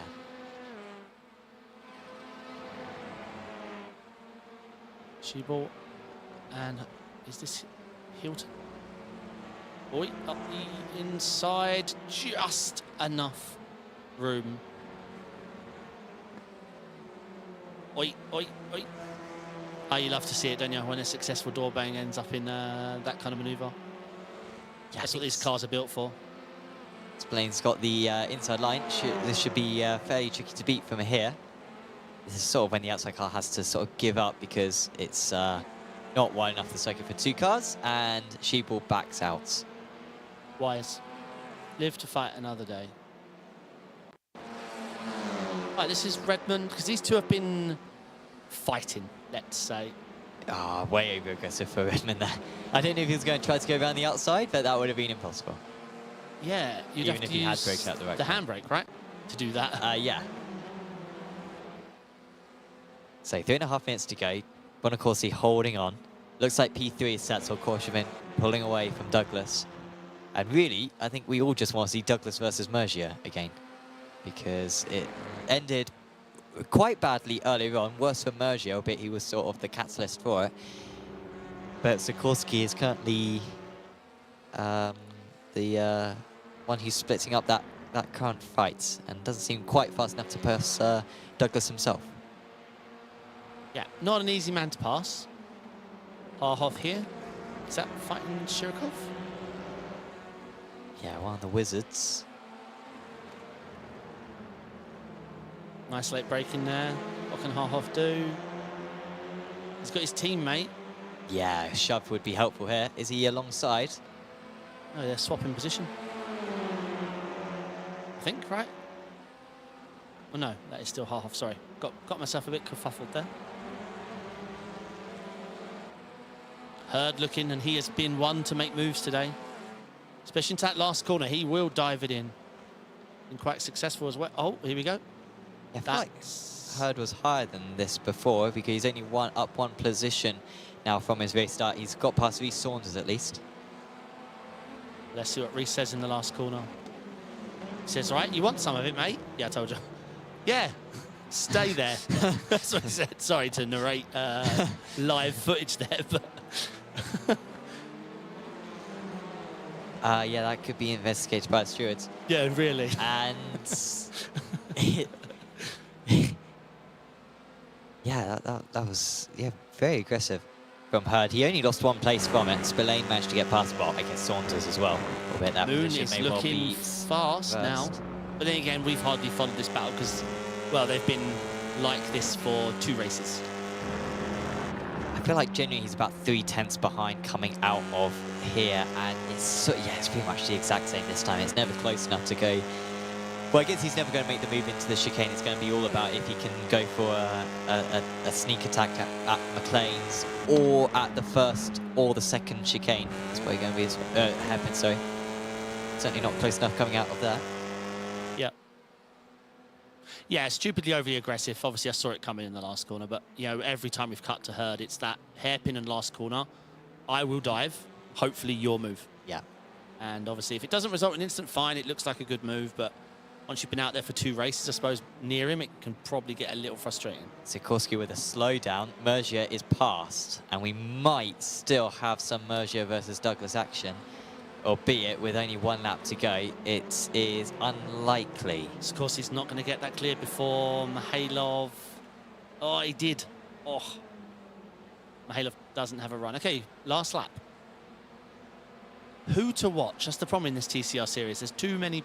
Like, if this was GT3s, we'd just be mulling around. Sure. TCRs, there's about 11 people we could watch for a potential overtake here. So the first opportunity is going to be McLean's, but this is 3.5 tenths of a gap and not close enough. He needs to be at least within 2 tenths at this point. Next opportunity will be the first hairpin. And sorry, just to report quickly, P12 has a massive gap behind him. He's locked in for pole, is Saunders. Yes, good shout. I mean, barring the race ban. Well, that'll only be given post-race yeah, so he's fine. Yeah, I know. So that's what he cares about. Then he's maybe that's part of the reason why he was so aggressive. Wanted that reverse good pole. And of course, he's a little bit wide on the first part, but he carried really good speed once again. And Moon is not there. Oh, he thinks about it. He was certainly making a beeline for it. He's put Bonacorsi offline. Bonacorsi might just have to cover this one off. Yeah, going into the final hairpin. Yeah, this last corner is easy to defend. Moon trying to put him off whichever way he can. Park it. But it's going to be a second race win of the evening for Gabriele Bonacorsi. More big points, and he continues to trim down Young-Soo Moon's championship lead. It's going to be really exciting race 3 because Bonacorsi only needs to pass 1 car. Moon. Yeah. That's it. It doesn't matter his 12th. His aim is to be ahead of Moon. That's it, period. And with a jumbled up, getting through the first 10 people, whatever, so it's, you know, there'll be plenty of opportunities. Trying to make a late comeback, but it's Spillane who gains 13 places. He went past almost half the field to find himself in second place out of the amateur trials. Only 3 positions off the top amateur, Lucas Finkbeiner, in the end. I think a late incident for Kevin Marshall, see? I think he ran out of fuel. Scott Malcolm overtakes him on the line. Oh, maybe trying to give Scott Malcolm a few extra points. It's a long shot for Malcolm, frankly, in the amateur championship. He's going to need more than just a couple of points that he gained there. But to be fair, you get prizes for the top 3 in each category, so maybe that's what they're thinking, is Malcolm is currently 3rd place in the amateurs. And so that is race 2 complete, and now we head into a 3-minute intermission before we go into... Are you looking forward to the fireworks? I am looking forward to the fireworks. I feel like there's... Yeah, I feel like there's quite a pace difference tonight, I think, between 1st and 12th. Yeah. So it's going to not just be a case of can you get up to the top, it's how quickly you can do it. Yeah, and who's looking likely for the win? Who's taking our pole? It's Reece Saunders is starting the race for us on pole, I believe. Well... No, yeah. Oh, yeah, sorry, yeah. Reece Saunders. We can go through the results. The race 1 results are on screen. Bonacorsi ahead of Moon, Mergia and Korjavin. And then if we show you the race 2 results, you can see what the grid order will be for race 3 because it's the top 12 inverted. So it will be Rhys Saunders ahead of Callum Beemans. So who are we fancying for the win? Could we see, honestly, Finkbeiner? What do you think? I feel like Lucas was sort of going backwards though in that race 2. Didn't he? Lost, what, 4 or 5 places from his race start? True. Well, who else? Who's got that winning? Shirokov, we know. I would say they're genuinely the 12 fastest cars, maybe, besides maybe Hurd should be in there. But I would say they are in reverse order of their pace. Like, I think that is very well reflected. Yeah, like, but I think... But you also need that, you know, Korjavin, Hurd drive quite similar, quite aggressive, but some other drivers, they're more about maintaining consistency. Sure. They're not just about door-to-door banging and making the moves go. And you need that ability in a reverse 12. You know, it's going to get feisty fast. If you choose to send it, you might gain 3. If you don't, you let 4 by on the inside. You know, it's going to be really tough. Yeah, I mean, I would say Bonacorsi or Moon. Like, that's a boring answer, obviously. No way. But because they're not. 11th How are they going to pass Korjavin? So that's what you missed. There's a checkmate right there. But Korjavin will try to overtake someone and get shoved out, or he'll crash with Mergia. So fair. They will cause their own demise. Someone like Mihailov, though, if you let him in the lead, he'll win. Someone like Mihailov, he's really quick. Yeah. I'm excited. But then Harhoff gets involved in a lot of things, but again, I think just like Mihailov, if he gets out there and gets to run his own race, he can win it. We'll see. We'll know the actual answer soon. We will do. You can listen to the late Apex, by the way. It's not currently up on Spotify or anything like that. This week's episode will be shortly after this broadcast, but you can watch it on the Apex Racing TV YouTube channel. Search the late Apex wherever you want to listen. But we want to be Spotify famous, so spam that. Yeah, try Spotify. And you can leave like a rating, I think, as well. So do that. Give us 5 stars. Yeah. And this week we discussed the iRacing IndyCar game, which is being released next year. Discussed quite a lot. We cover all the week's topics, and it's usually on average, I'd say about at least 8 topics every week. Yeah, across all of sim racing. So yeah, it's always interesting to tune in. That's one that completes. Yep. So our starting order? Saunders on pole, ahead of Beeman, Finkbeiner, Harhoff, Shirkov, Mihailov, Sikorsky, Mergia, Douglas, Korjavin, Moon, and Bonacorsi. Your 12 cars, the rest of the field, will cycle through. It is the same finishing order as race 2. One more car to get on the grid. Kevin Marshalsea. Also, Atia Toth, I think, was on the grid, but has popped away. Now he's back again. And now Marshalsea is on the grid. So that is everyone. And you can see the drivers trailing back to the final hairpin. Top 12 reverse then for this race 3 of the evening. Rhys Saunders on pole position. And away we launch. It's a great start for our pole sitter. Not a bad start for Beemans either. I'm already seeing Mergia getting in place. Oh. There's a spin in the background. It is Adam Hedgecock. Didn't even make it to T1. But Saunders leads the way. Top 6 all still in the same order. Wayne Douglas and Giacomo Mergia alongside each other. Looks like Mergia might have the upper hand. Douglas with a little bit of a poor exit from that corner.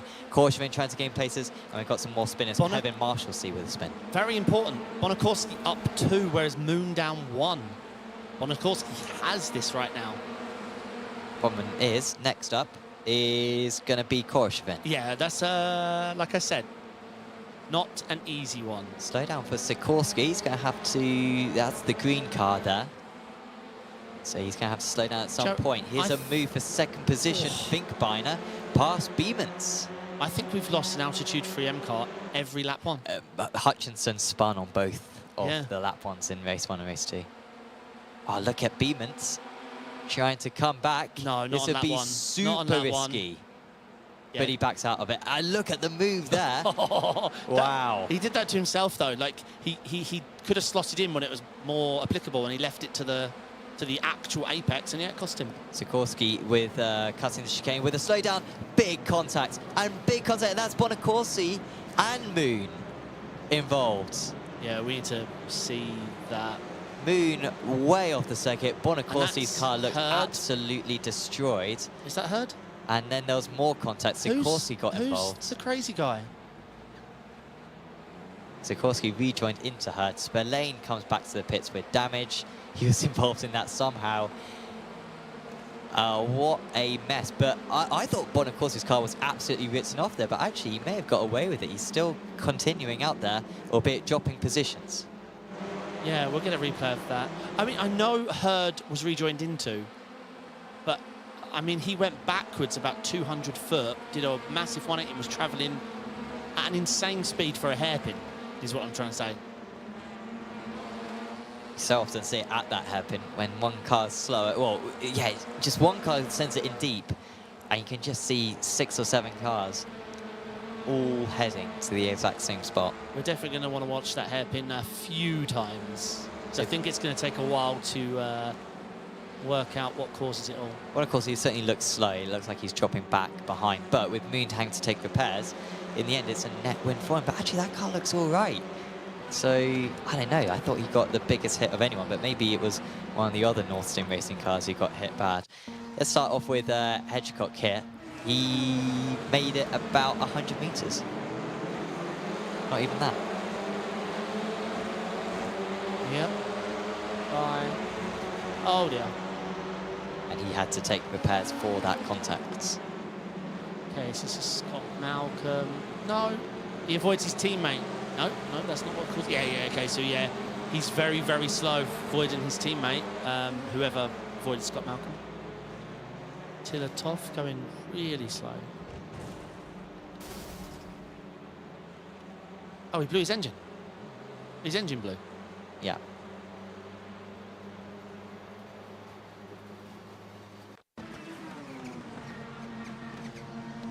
Mr. Tiller Toff is obviously what caused the engine issue. Oh, same situation. Decent start, immediately overtaken by... Who is this guy in the background? What? As Hedgecock. Oh. Says you're on the inside. Oh, then four. Yeah, I mean, bang, and that's what does the engine in.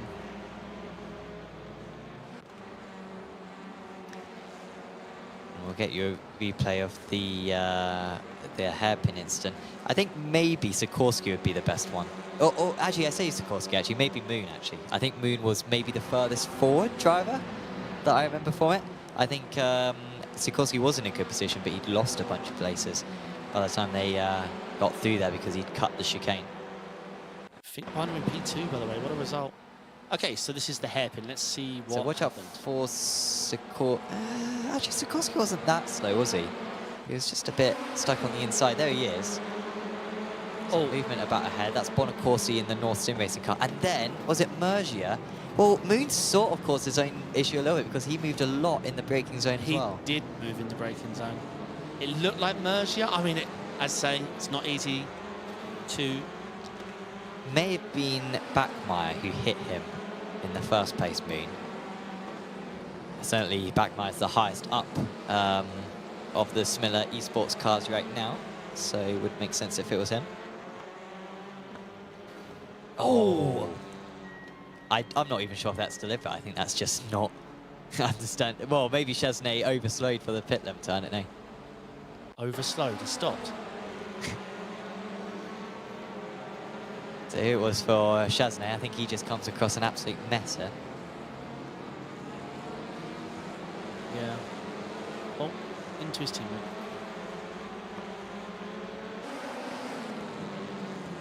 Yeah, it's hard to say in the hairpin. It did look like Mergia had the dive. So Redmond sending it in way deep and helping out. On the drive, Bonacorsi to gain a couple of paces and all that.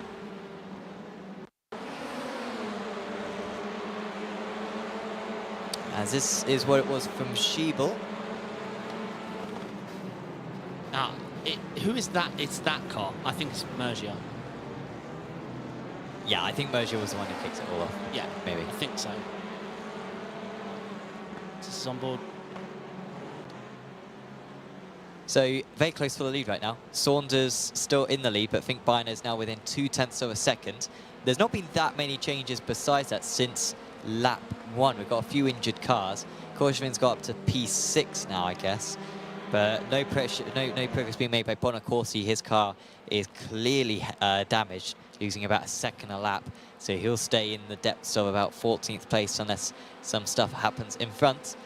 Finkbeiner could win this race. We've seen a few Pro-Ams win a race so far this season. We haven't seen an Am win a race so far. Yep. Isn't Mergia Moon's teammate? Yes. Rip.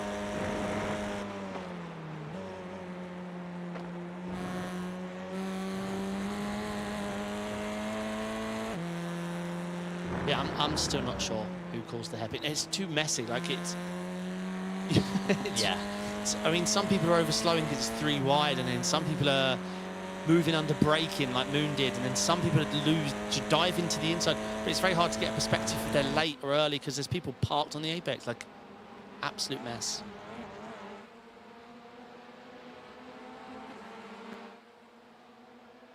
Yeah, we can try one more time, see if we can get a good view of the hairpin.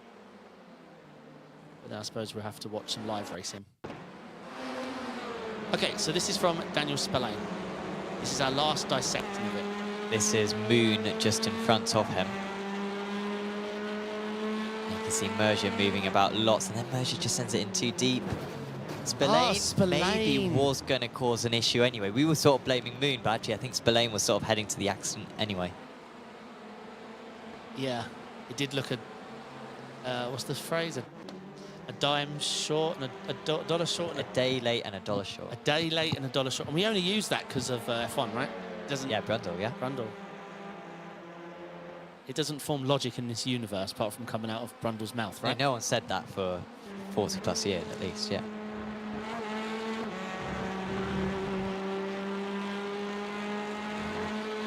So could Douglas be the one who takes it? Only his 3rd meeting of the season, but he's one of the quickest drivers on the grid. And here he comes. And if that's not a penalty, I don't know what is. Wayne. Yeah, Wayne. Get a quick replay of that if we can. Because I was looking at the data, so I caught that real late. So it's really, I'm being selfish. Yeah, well, I don't know. I think Wayne's being selfish on that occasion. That was... Was it a dime? Was it a day late and a dollar short? Let's see. I want to see the mindset here. So he's too far back. Yeah, he's not even... He doesn't even turn for the apex. Yeah, the contact is so early. Yeah, it's so early, not heading towards the apex. All it was I brake late. Yeah. Good luck, everyone else. So Saunders still ahead of Harhoff. Harhoff's not able to really make that killer blow. Has won a race already this season. Finkbeiner, apologies, actually, Finkbeiner was ahead of Harhoff, wasn't he? Yeah, he was. But maybe they changed tactically, the teammates. Well, it makes sense. Finkbeiner has definitely won his championship. Yeah. And now Harhoff's in a good... Harhoff is in a good position. Well, my voice snapped there. Harhoff is in a good position. He is. Oh. As like Reese has got to defend here. This... Wait, what? Yeah, and then... Well, maybe it's a slowdown. I guess it was a slowdown. But yeah, it really looked like he had a good shot there and then had to back out of it. Yeah. So Harhoff is the one who has the chance next. Harhoff. My voice is fine now. It could be a centre. This is within sending range into McLean's. Got Passeggio just ahead of them on the dry tyres. Hutchinson up to P12. Got some big changes. I mean, Redmond's up 10. Malcolm's up 8. Passeggio up 5. Korshvin up 5. Douglas up 5. For now. You won't keep it, likely. I mean, Korshvin is in...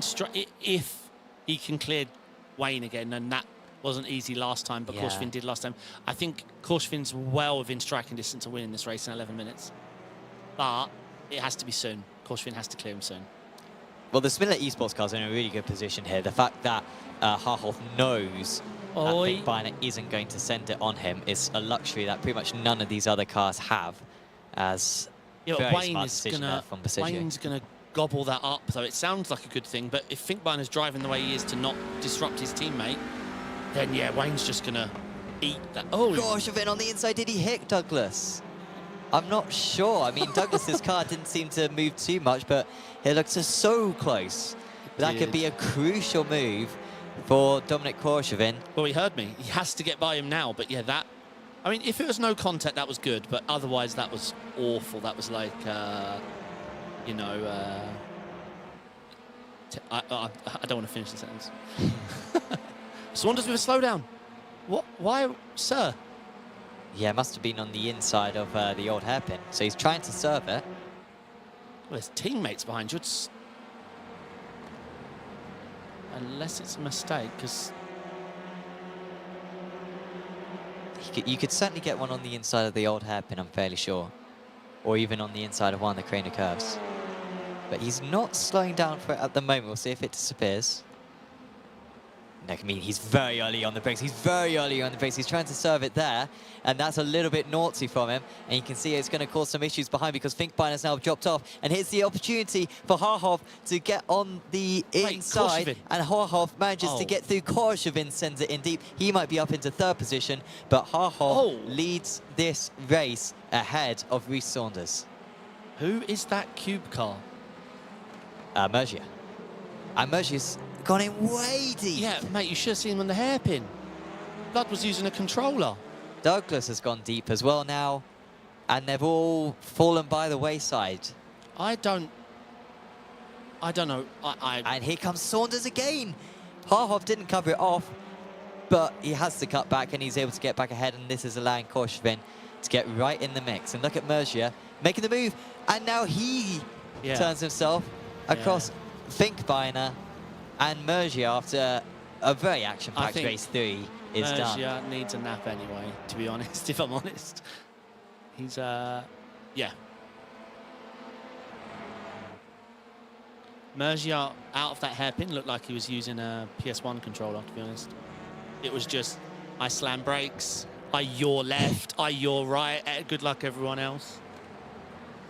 And yeah, he's been involved, like, I'd say 4 things could go to the stewards easier with Mercia's name on it. 3 involved deaths. So Korshevin got ahead of Saunders in all of that, and now has a shot at winning this race. Harhov and Korshevin, I think, have both won races. I think Korshevin won race 2 at Brands Hatch. Harhov won race 3 at Brands Hatch, both in the wet. Yeah, well, like I said, Korshevin, if he can survive this battle here now with Rhys, then yeah, he's got this win. But yeah, Rhys is a great driver, so he's going to have to collect himself, focus forward. But I did say if Harhov gets to the win, to the first position, I said if Mihailov or Harhov get that first position, they could win the race. But kind of didn't expect Korshevin to be there, and you still have 5 minutes to go. That's not going to be easy. Here's a replay of the Finkbeiner Mergia instant. Finkbeiner, the car behind. Gets forced off a bit. Yeah, he does get forced. So maybe Finkbeiner was the one who moved across. However, the other side of the coin is that Mergia forced him off the track, so he had to get back on the track. Yeah, but you have to do it safely. Even if the other car forces you off in the first place? No, I don't know. Yes, there are 2 things here. He got forced off the track. I 100% agree. Are you able to then rejoin? I don't know. Yeah, an unsafe rejoin is an unsafe rejoin. Oh, inside for Korshevin. Yeah, how do you that stop could that? be the race deciding moment. Harhov will try his best. Flashy, flashy. Oh, yeah. What was wrong with that? We caught it really late, and I was half looking down. But it might be a work together thing. He did seem to back out of it. Oh, okay. Not sure. Korshevin would reply, I work with no man. Still, one of my favourite ARL moves was Korshevin and Tellman. That was Hockenheim. Yeah, that was quite some battle.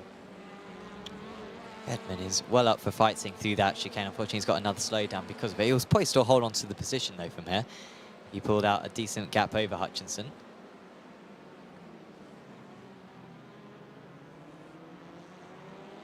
So, yeah, to confirm, Korshevin did win race 2 back at Brands Hatch Indy. So this would be his second race win of the season. Yeah, and there's no pros around him. No. Oh, and unfortunately, commentator's curse, but I mention every time Moon does race 3, it ends up him in the wall. This one, from what we could see, probably not his fault. As No. Redmond's panicked because he didn't serve his slowdown. And now they are crashing into one another. Here comes Hilton next.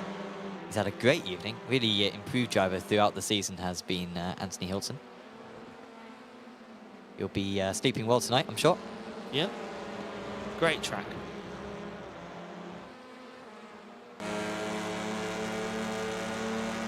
Well, of course, with a damaged car, but still making progress. And that was not his fault, Hilton. It didn't look like it, no. It didn't look... He was hugging the apex from our perspective, yeah. Sheeple next to go past.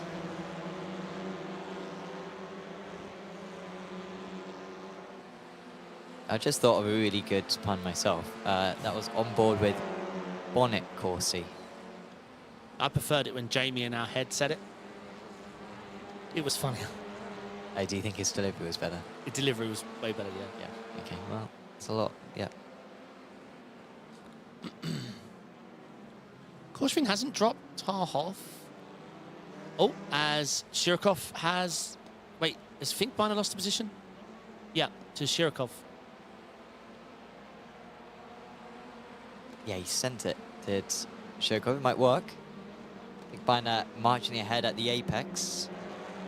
But Shirokov up into P4. Not necessarily the heights that he reached back at this circuit in round 1 of the championship, but it's still been a solid points haul. I think it'll be 3 top 10 positions for him if it ends like this. Korshvin leading by 4/10 of a second. Hilton's got a slowdown now. So he's had it for a little while. He needs to be careful that he doesn't get a bigger penalty. As the sun starts to glisten off the windshields of these TCR machines. Half defensive there from Finkbeiner, but he's going to be forced off Mihailov on the inside. Quick. And here comes Beatman, who of course did lead this race briefly, about the first half lap of the race. And he's making his way back up through now. He might even have a shot at Mihailov. This would be very risky. Yep.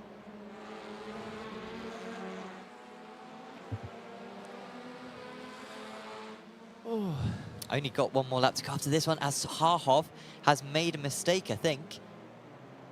As these guys all pile on in. Douglas understandably annoyed after what happened at about the 13-minute mark, where he got shuffled down the order. Before then, it looked like he might have a shot at winning this race. Saunders Wait, is it has white flag cleared already? Harhov. Wow, here we go then. Final lap.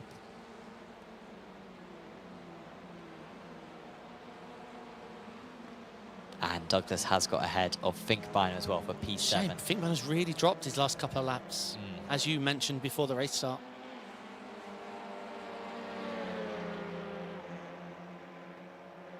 Yeah, it looked like he might have a chance at one point of winning the race. I think he was up to P, maybe even P2 at one point.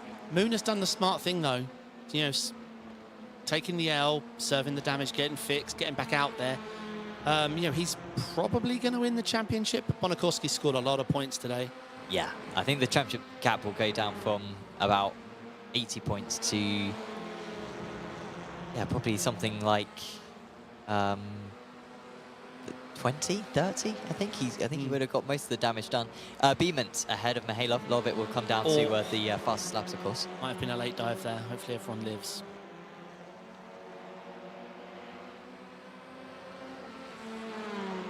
So just half a lap remaining now in this race 3. Saunders with a slowdown.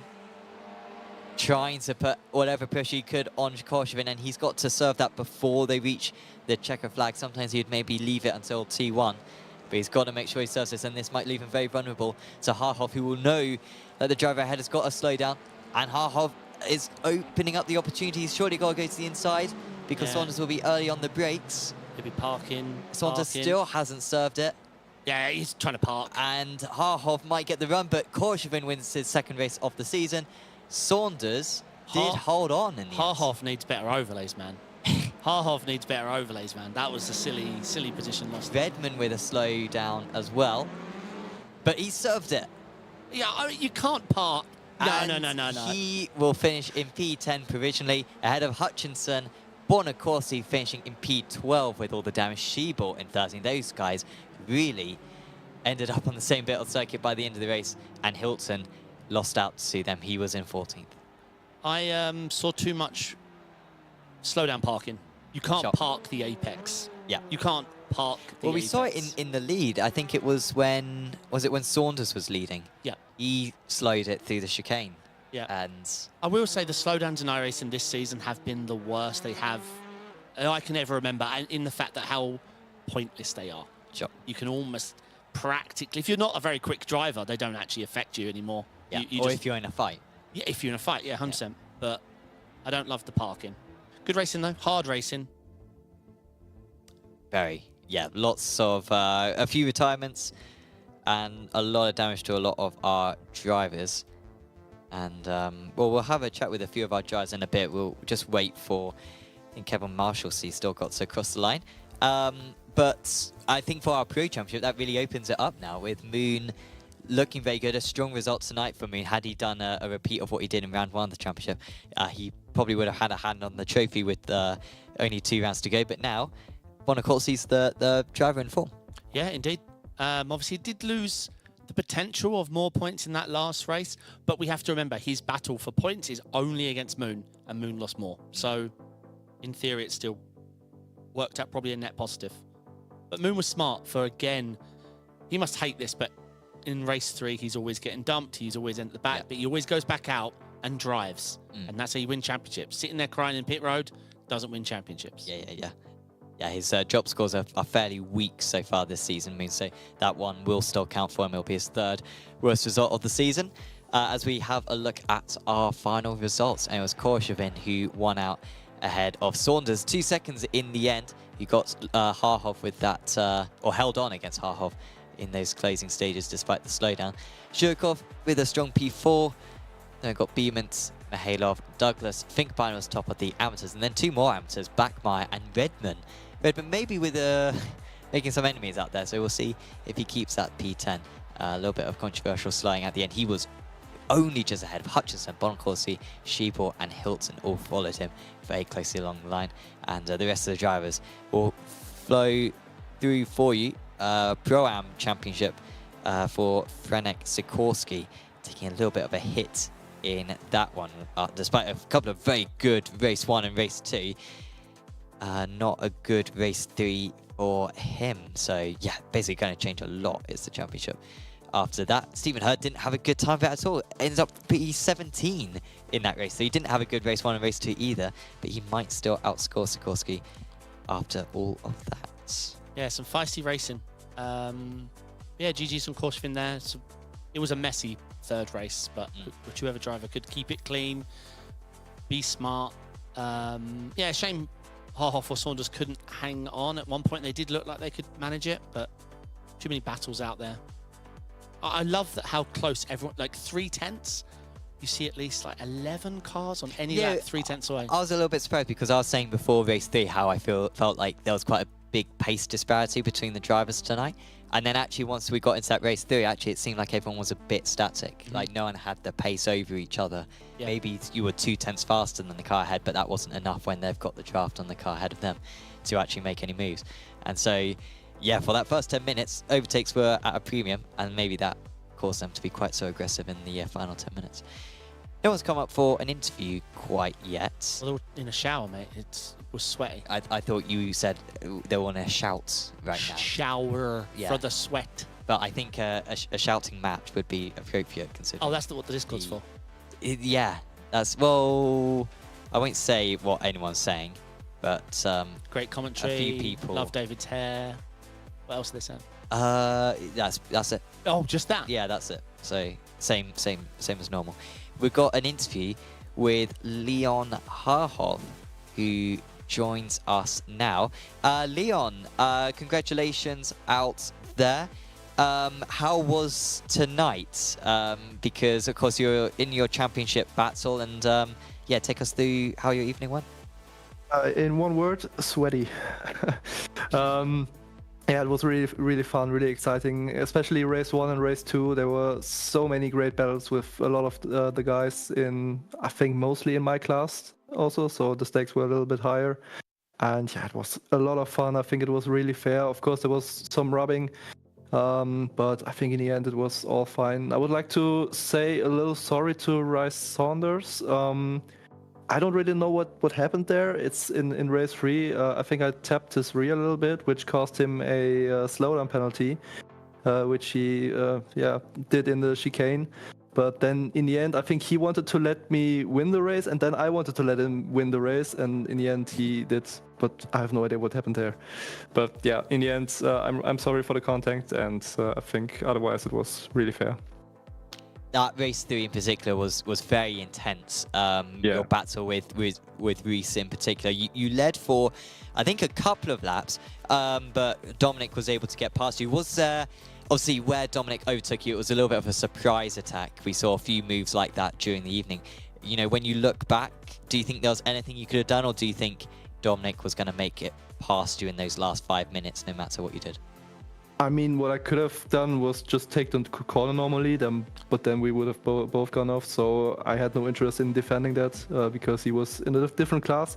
And I saw that he pulled the same move on Saunders 1 lap prior. So I kind of expected him to do it there.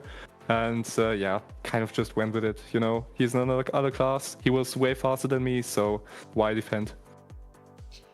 And going into the final 2 rounds of the season, it is so close in the championship. Frenek looked really good in the first 2 rounds, but of course had a miserable last round. I don't think he even completed a lap, which will be really costly for him in the championship. And then, of course, you're also battling with Stephen Hurd, who had a little bit of a tough time of it. So you might be championship leader after today's round. How are you feeling about your chances with 2 rounds to go? Don't quite know about that. It might be really close though, so it's gonna be really exciting. I think Igor is also in the mix, and he really on the rear of his car it says Igor White, and he really channeled his Igor Whiteness. Also good battles with him, so I think the 4 of us are gonna have a really fun last event, and it's gonna be really tight. We wish you the best of luck for it, of course. Is there anyone you want to give a shout out to? Shout out to my team, shout out to Lucas in particular. He really had a chance to win a race today as an AM driver, but he got a little bit unlucky today. And I hope for him it's going to turn out better in the next race, maybe. Awesome. Well, thank you for having a chat with us, Leon, and best of luck for next time. Yeah, thank you. Cheers. Yeah, GG's, mate. Leon Harhoff there, finishing really well in race 3, but also a solid points haul in race 1 and race 2. And like I said, he might be championship leader now with the tricky round that Stephen Hurd had today in the awful race 3 that Sikorsky had. We've got another interview lined up. Brilliant. Let's talk to Mr. Scott Malcolm, who joins us now. Scott, how are you doing? Oh, God, that was tough. I am absolutely knackered after that. Yeah, that was going to be my next question. It looked like a sweaty race. You're either fighting or defending. Did you enjoy it? Yeah, I did. I felt like I was in the promenade at Blackpool in race 1. Like, it was like Blackpool eliminations behind me at one point. But, yeah, that's the kind of racing I love. You know, that close. Yeah. Go bang and, you know, right up your backside and all that, minus the flashing. Minus the flashing. All that we kind saw of a lot stuff, of flashing yeah. Yeah. But no, that was pretty good. It looked like he was able to follow very closely. We saw 3 tenths. We saw the number 3 tenths all over our chart, all over all 3 races. What was your thinking? Was it easy to defend? Like, was there lines you could just take to keep them at bay, or was it just a case of if there's a faster driver behind you, it's about managing your time loss? How did you find it, especially with the reverse grid? That's kind of, you know, if I'm battling with somebody that I don't need to battle with, you know, just let them through. Yeah. You know, if I've got like a pro-am driver and he's right on my backside, I've said, "No, on you go, mate. You know, I'm not going to fight you. You know, I'm looking at these other guys in front of me, you know, like the Hiltons, the Zucos, the Spillenis, and that, you know. I'm looking at these guys. I'm not bothered about the 5k divers that are going to be, you know, once you get past me, they're going to go off in distance. I don't know how to keep up with them. So yeah, you just No, that's wise word. Very wise. It's all a bit managing, you know. Yeah, it's a championship, right? Not a race. So if you're smart for the whole championship, it can be worth a lot of points and a lot of positions. Next week's track is Alton Park. As I was about to say, Alton Park. Are you looking forward to that track? Yeah, I love Alton Park. I absolutely love it. It's going to be pretty hard to pass because it's a really, really tight circuit. If you thought it was hard to pass and not kill, it's even worse, I think. But qualifying is going to be key, and everybody that knows me knows that I can't qualify to see my life. I just don't know how people do it. You know, I like watch them and they're like, how the hell do they do that?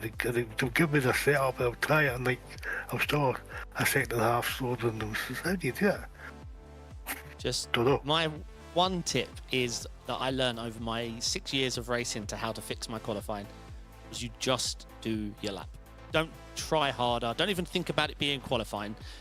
You do the lap you practice. That's it. That's the key to qualifying. Don't brake later, brake harder, throttle earlier. Just do your lap. And yeah, everything else comes from practice. Yeah, there's nothing more quality dot gives you apart from slightly less fuel. So just do your lap. But yeah, thanks for chatting with Scott. Look forward to chatting with you at Alton, hopefully. And yeah, wish you a good close to the championship. And yeah, anyone you'd like to give a shout out to? Can I just ask one thing? How much did you coach it for, Dave? No, anyway, I'd like to say thanks to the Lemon guys. Obviously, Apex for putting on this league. You guys for giving up your time and commentating us being mortals going round a track. And I think that's really about it I can think of. Awesome, Scott. Nice chatting with you, and we're good luck at Alton Park, mate. We'll talk to you soon. I'll try my best. I'll see you later. Cheers. Ciao. Scott Malcolm, always nice chatting with him. Always up for an interview. Absolutely. Unfortunately, he was my pick for today. Unfortunately, he didn't quite deliver your pick of Lucas Finkbeiner. Turned out to be a very good shout. Money. Yes, he nailed on that one. But yeah, that is pretty much all we have time for then. So of course, next 3 weeks time, we've got a little bit of a break now. So 3 weeks until we got the next round of the championship, the penultimate round of the championship from Alton Park. The final round will be another 2 weeks after that, October the 3rd, I believe it is, from Brands Hatch Grand Prix circuit to round out the season. Of course, if you want to take part in these last 2 rounds, sign up over at apexracingleague.com, where you can also sign up for our Porsche Cup League as well, which is starting up soon. And check out our Discord as well. It's in the description below. And if you click on that, then you can follow any news about any of the series. So if we announce a new series, that is the place to be, the Apex Racing League Discord. Of course, if you enjoyed this stream, please do leave a like, share it to anyone who you think might be interested, subscribe to the channel as well, and check out our social medias on Instagram, Facebook, and X. But for now, from myself, Sam Fitzpatrick, from David Sampson, and from everyone here at the Apex Racing TV esports studio, we are going to say goodbye, and we'll see you back in 3 weeks' time at Alton Park. See you then. Ciao.